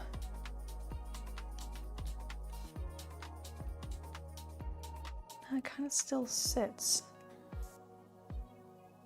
Although that, I think that is better. A little bit. I'm gonna glue it. It's pissing me off. I don't like the gap.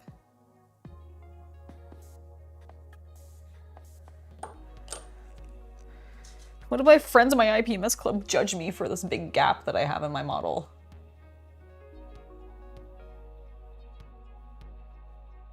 Dude! So legitimately, I think so many 90s kids and 2000s kids really thought the world was gonna be covered in way more quicksand. Completely. I was afraid of quicksand and like it being out in the wild. And then as the older I got, I realized, wow, cartoons lied to me. How dare they?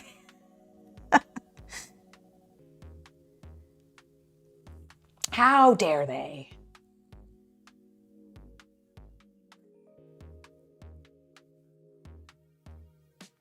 There. It's a lot better, and we're just gonna sand this down. Make it look even nicer. There, that's so much better. Oh my goodness.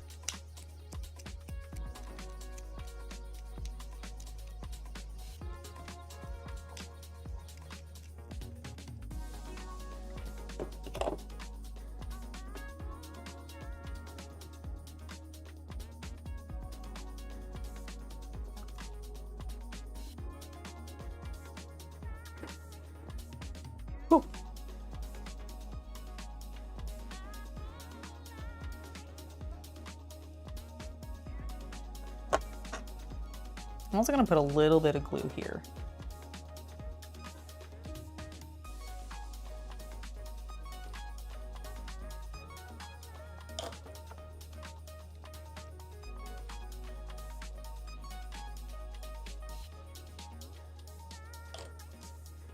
All right, there we go. Just hold that shut a little bit. Thank you.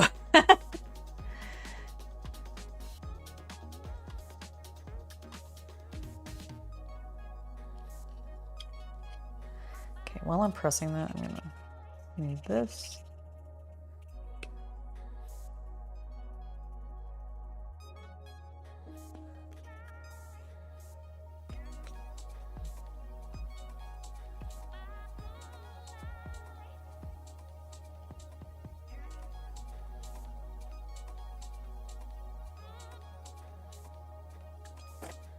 God damn it, every time. Oh my God. It is very lightweight, slick plastic, and my hands are mildly sweaty. So I just feel like, oh my God, I glued the wrong fucking side. Idiot.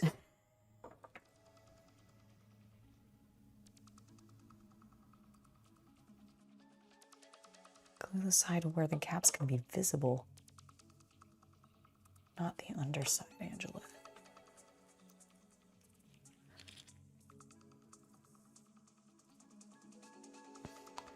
Okay, just gonna hold.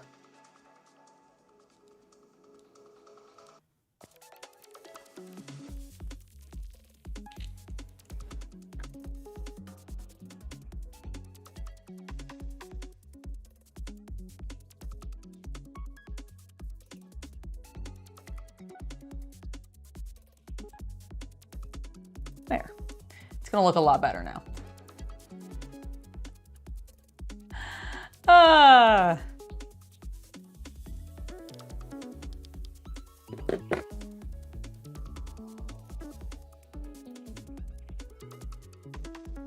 Thankfully, it's so warm that the glue is actually like drying super fast.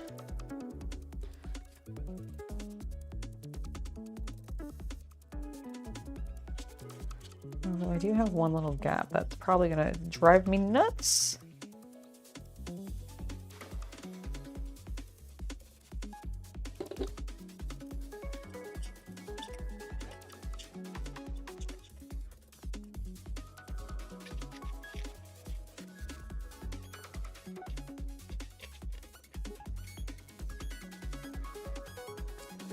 Okay, last thing I'm gonna do.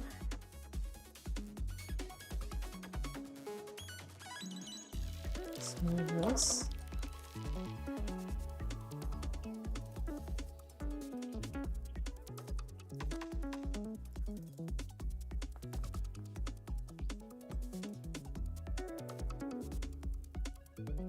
Oh, the watch is fine, thankfully. We put it over like our air purifier so that it was in like constant wind flow, and it eventually evaporated the water that was on the inside of the screen, and I actually had gotten a little bit of moisture in on the sensor too, and that all seems to be gone. So he's working fine. Thankfully, it did not get completely ruined, which is what I was worried about.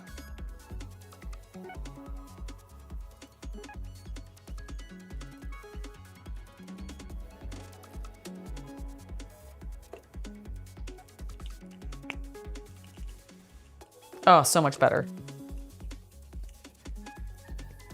There we go.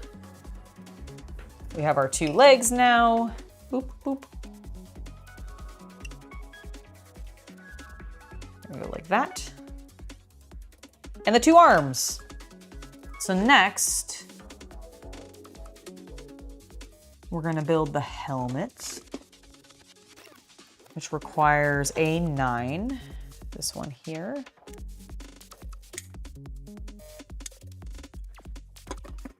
This little round Zaku head.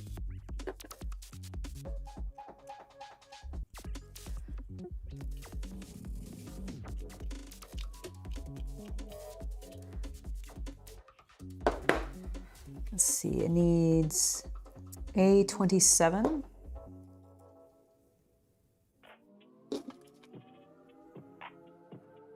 Oh, I think that's this little piece. Yes. This little piece on this random sprue. Well, I really don't get why they... Like, it's so weird. They clearly broke this piece off of something else. Focus, please. Focus, please. Come on, camera. Focus. God damn it. Hold on. Damn it, I'm trying to show something. Focus. There you go. Okay, see how these two edges have like the rough tip?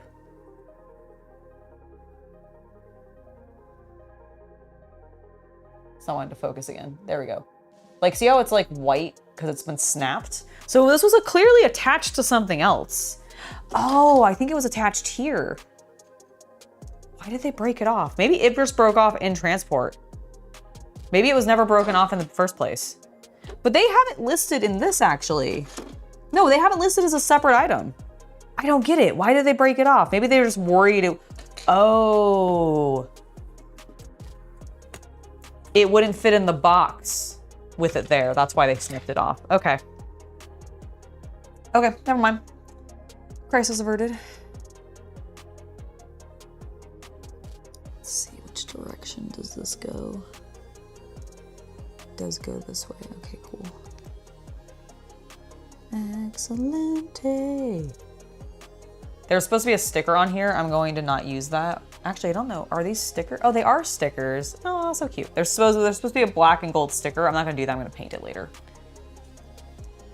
Yeah, it's definitely the packing geometry.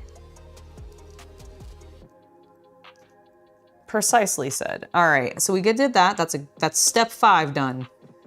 Now I need this with 10.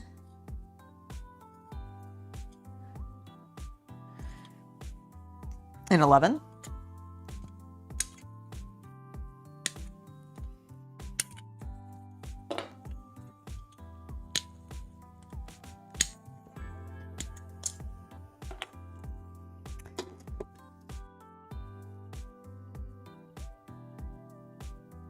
Oh, I thought for a second it was telling me to put this piece right here at his, frankly, at his crotch level. And I was like, what?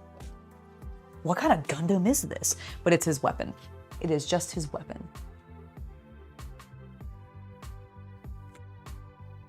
Oh, you're loving the hair? Well, thank you.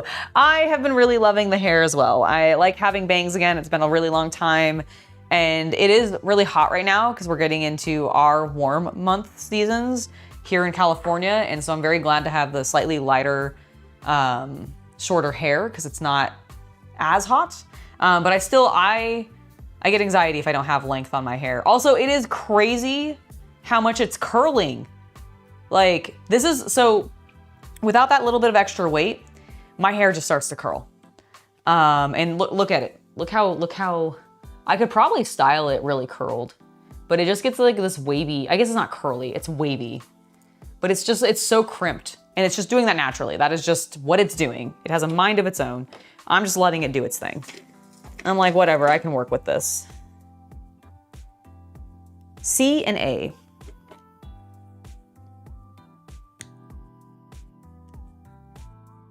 C and A.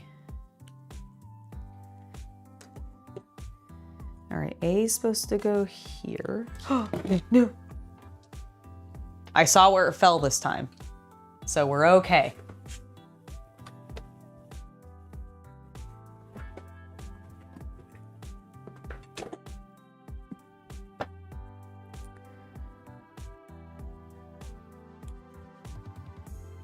I'm gonna take some water. I'm feeling dehydrated.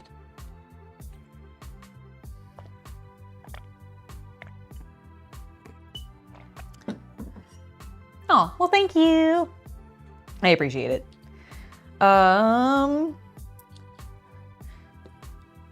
It took me a while to commit to wanting to do it because I'm so like skittish about changing my hair.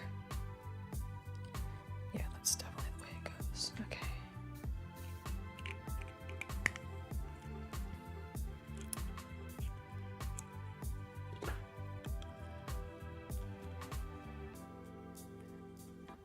Perfect.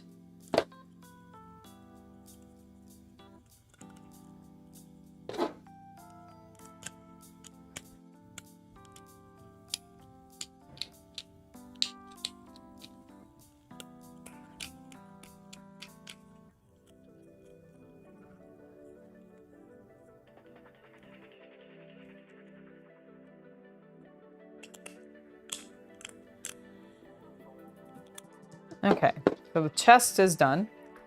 I imagine this probably has some stickers down the line too. Oh yeah, it does. Right, because this all needs to be red. Okay, well, I'll do that again as paint.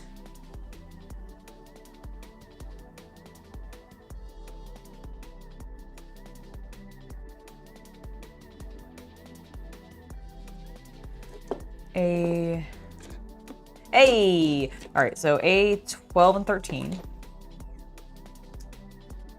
Hello. Thought I heard you moving around up there. Are you winning, son? Yeah, I'm almost finished.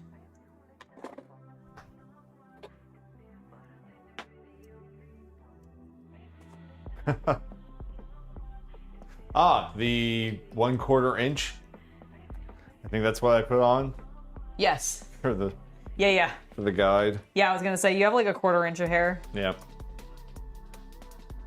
Although when you had long hair, like back in your youth, you said you like dyed it like blue, right? Blue black. Blue black, yeah. Is that the only color, color you've ever done? Yeah. That's fair. I mean, I've only done purple and red, realistically. Like, I've had blue in my hair, I guess, a little bit too.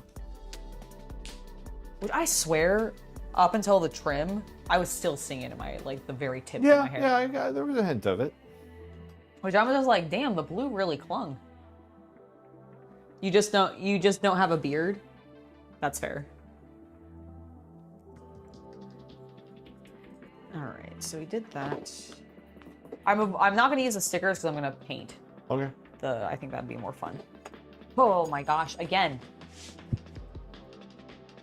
This is like the 5th or 6th thing that I've dropped onto the floor now. Can you actually get me some more water? I'm a little dehydrated.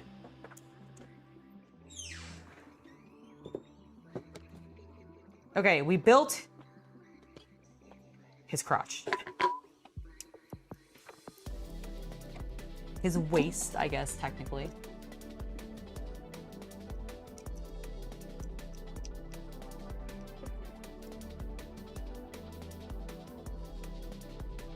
If you're taking the guard off, then you definitely have less hair.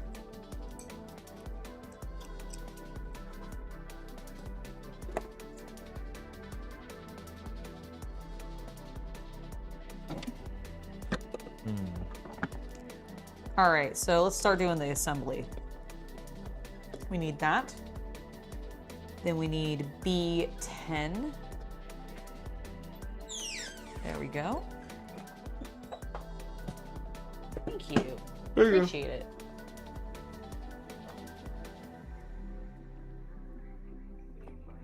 Oh yeah, no, I'm a very butterfingered. It doesn't help that this plastic is very lightweight and slick. Yeah, it's an older kit. Well, there's also just something about Gunpla plastic that is like slicker than I would like legitimately slicker than like even like Warhammer model plastic, which is still slick. Yeah, there is some difference to it. It's some series of acronyms. Yeah, exactly. All right, so that's gonna go there. Seek. Have you been plugging tomorrow's stream? Yes, I have, but I haven't in a little while, so let me go ahead and plug it again. You do that while I step out. Absolutely. Just to let you guys know, tomorrow I will be streaming, but not here on YouTube. Tomorrow I will be streaming over on my OnlyFans page, and I won't be alone. I'm going to have Shy Goth Shay, aka Shay. You've seen her on the channel occasionally, and you've definitely seen me do other work with her. Like I post about her on Instagram a bunch. We've been hanging out a bunch, and we talked about it, and we were gonna have a spicy stream tomorrow. So she's gonna come over. There will be a lot of dancing, I'm sure. We might bake cookies. We might build Lego. There might be all sorts of fun things that we're gonna do, but all in the spicier capacity. So I'm very excited for that. If you want to join in, there are some hardcore incentives. So there's ways to make it even spicier if you're really, really wanting it to go that direction. But we're just planning on hanging out and being two cute girls barely dressed together. So if you want to enjoy that too, please join me on my spicy page, the free one. You can find links to that in the link tree in the description, or just by Googling Hobby After Dark. But look for me, come join us. And that'll be happening specifically, because times are good, we should tell you what time. Let me lean over here a little bit so that I'm more on camera. Specifically, we will be starting at 3 p.m. Pacific or your regional equivalent. That way it gives plenty of people, if you're on the East Coast and you want to join us, you should have time. If you're UK followers or European followers and you want to join us, you should still have time, and it's not gonna be super, super late for you. So please feel free to join us. I'm looking forward to it. I always have fun on those streams. And I especially have a lot of fun when Shay's with me. So please know that we're looking forward to you being there, and I hope that you are. It's gonna be awesome.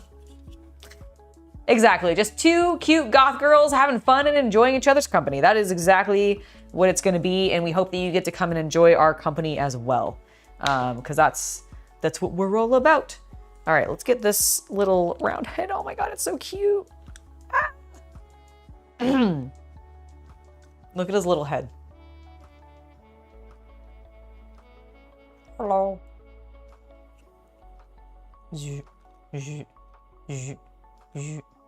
So good. Gives you some time to do stuff in the morning. Exactly. That was sort of the idea we had as well. All right, we do need a couple more pieces. I need B7, which I think is this piece here. This is going to be on his back. But yeah, please join us for the stream tomorrow. Again, 3 p.m. on my spicy page or Shay's. I think Shay will be streaming on her Fansly at least. I don't know if she's multi-streaming, but if you would rather watch it from her perspective, please do so.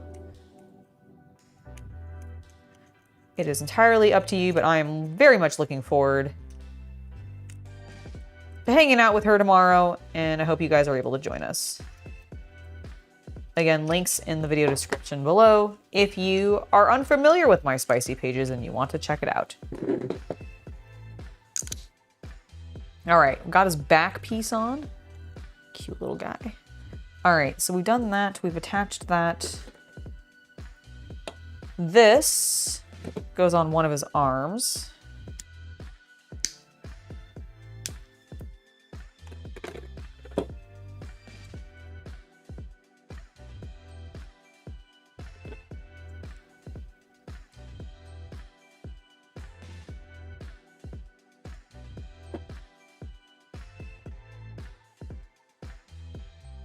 You respond to that text message.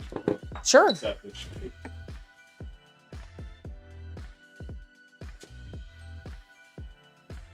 No! Oh, you want yes? Yes! What if I buy the box that comes with all of them? Oh, then... Just have them get it. Yes! I do! I mean, I'm probably gonna... buy a case, but screw it. It's your call. It'll be my test.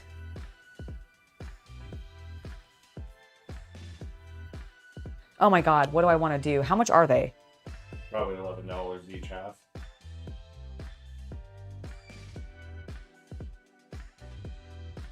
Yeah, it's just gonna be my test. I'll use it as a test, like to do some different paint schemes. I don't know what I'm doing, I just want it. Just make sure the stuff we talked about earlier gets handled. Yes, no, absolutely, absolutely.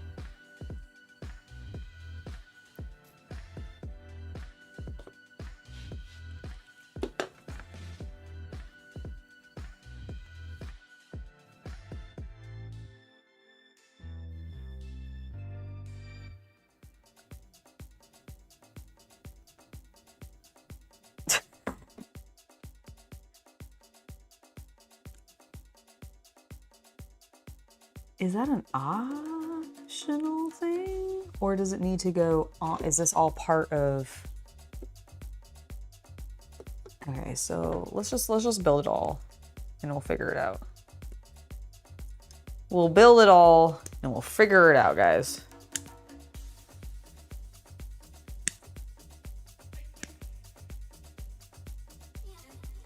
Oh my God, I hear an ice cream truck. Ah! Ice cream!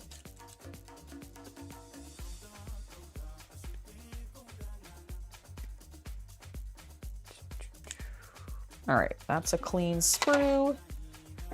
That's a clean sprue. And you're clean sprue. Heck, yeah.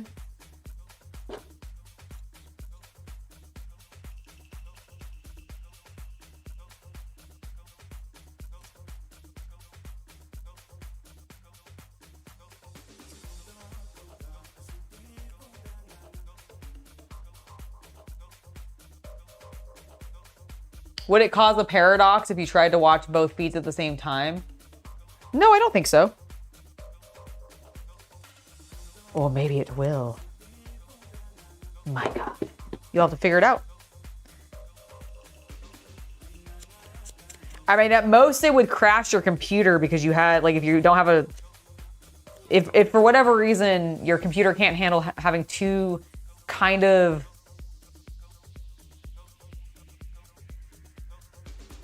active streams running at the same time, you should be fine. Okay, so this one.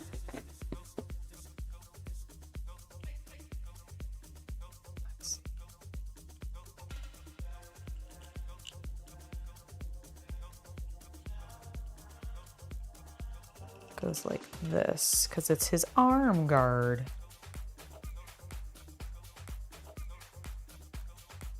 Like that. And then this one.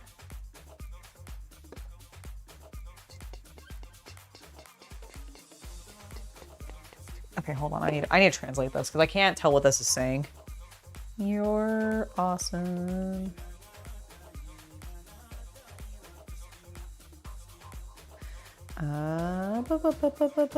Translation app. That's not where that is. This is where that is. All right, what are you telling me about this thing, Madoodle?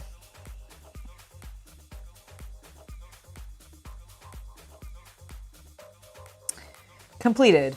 Hand beam gun. 1, 2 is order of the installation. Okay. Heat fan. Okay, so they are different. B1 is open so that it does not break. Okay.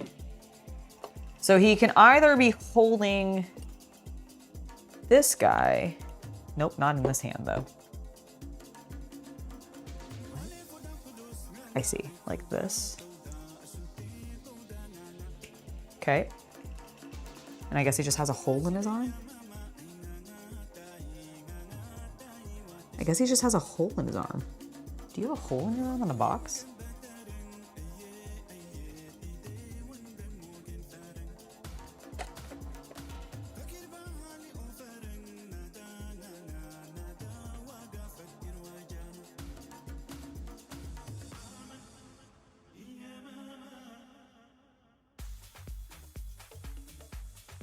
I like how on the model, okay, he does have a hole in his arm.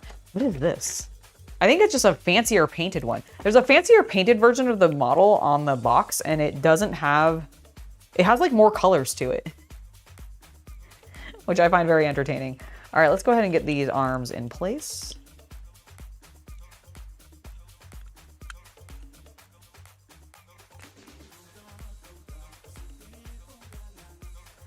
Boop, boop, boop.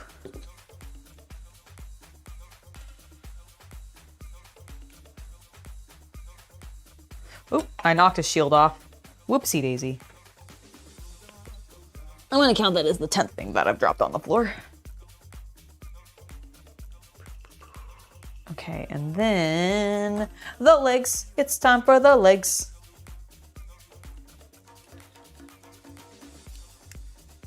Hold his little, let's have him T-pose.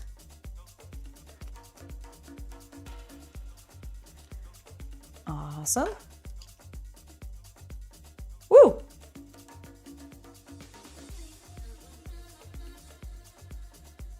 How stable are you, bud?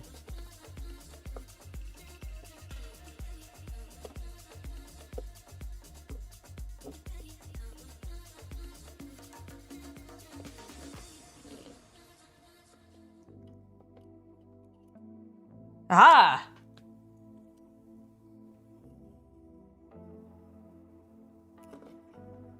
I immediately moved him. Okay, he's just, I think it was because of the paper. I think the paper was knocking him over. Look at my little Gundam! He is great and I love him. Let's go ahead and build his beam cannon real fast. That was a satisfying snap.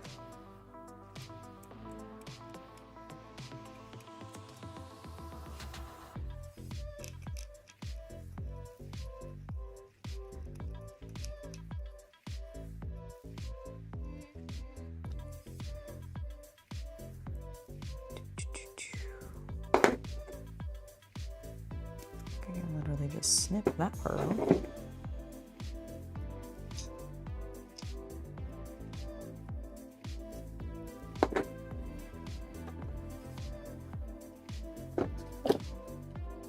Okay, well, when you rattle what he's standing on, of course he's gonna fall over, Angela.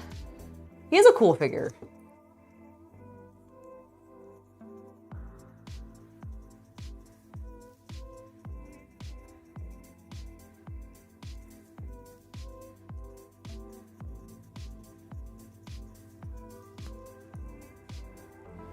Oh yeah, I did hear that Chuck Norris had passed away. Very big shame. I actually haven't looked into it. Is it natural causes or was it like... It was insane. I thought he was. I was like, I assume it was just old age, right? Or complications that came with just old age. Rather than like, because I didn't think he was like a druggie or anything like that. He never struck me as like one of those guys, like those types of Hollywood actors.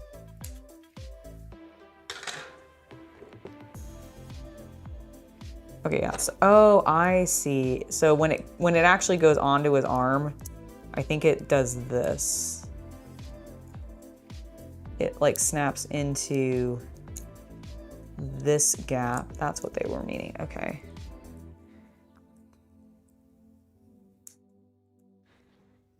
There we go. So this would be his gun arm if we had him holding it, but I'm not gonna have him hold it right now. It's really kind of cute. I like that it's got the little ring to secure itself to his arm so he can't not shoot people. But here he is. Here, actually, I'm gonna hold him up to the big camera. I'm gonna hide table cam.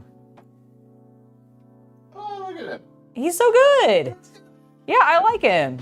And he's gonna be a really fun, easy paint job. His head on? Yes. Okay. This is his head. Just this little ball.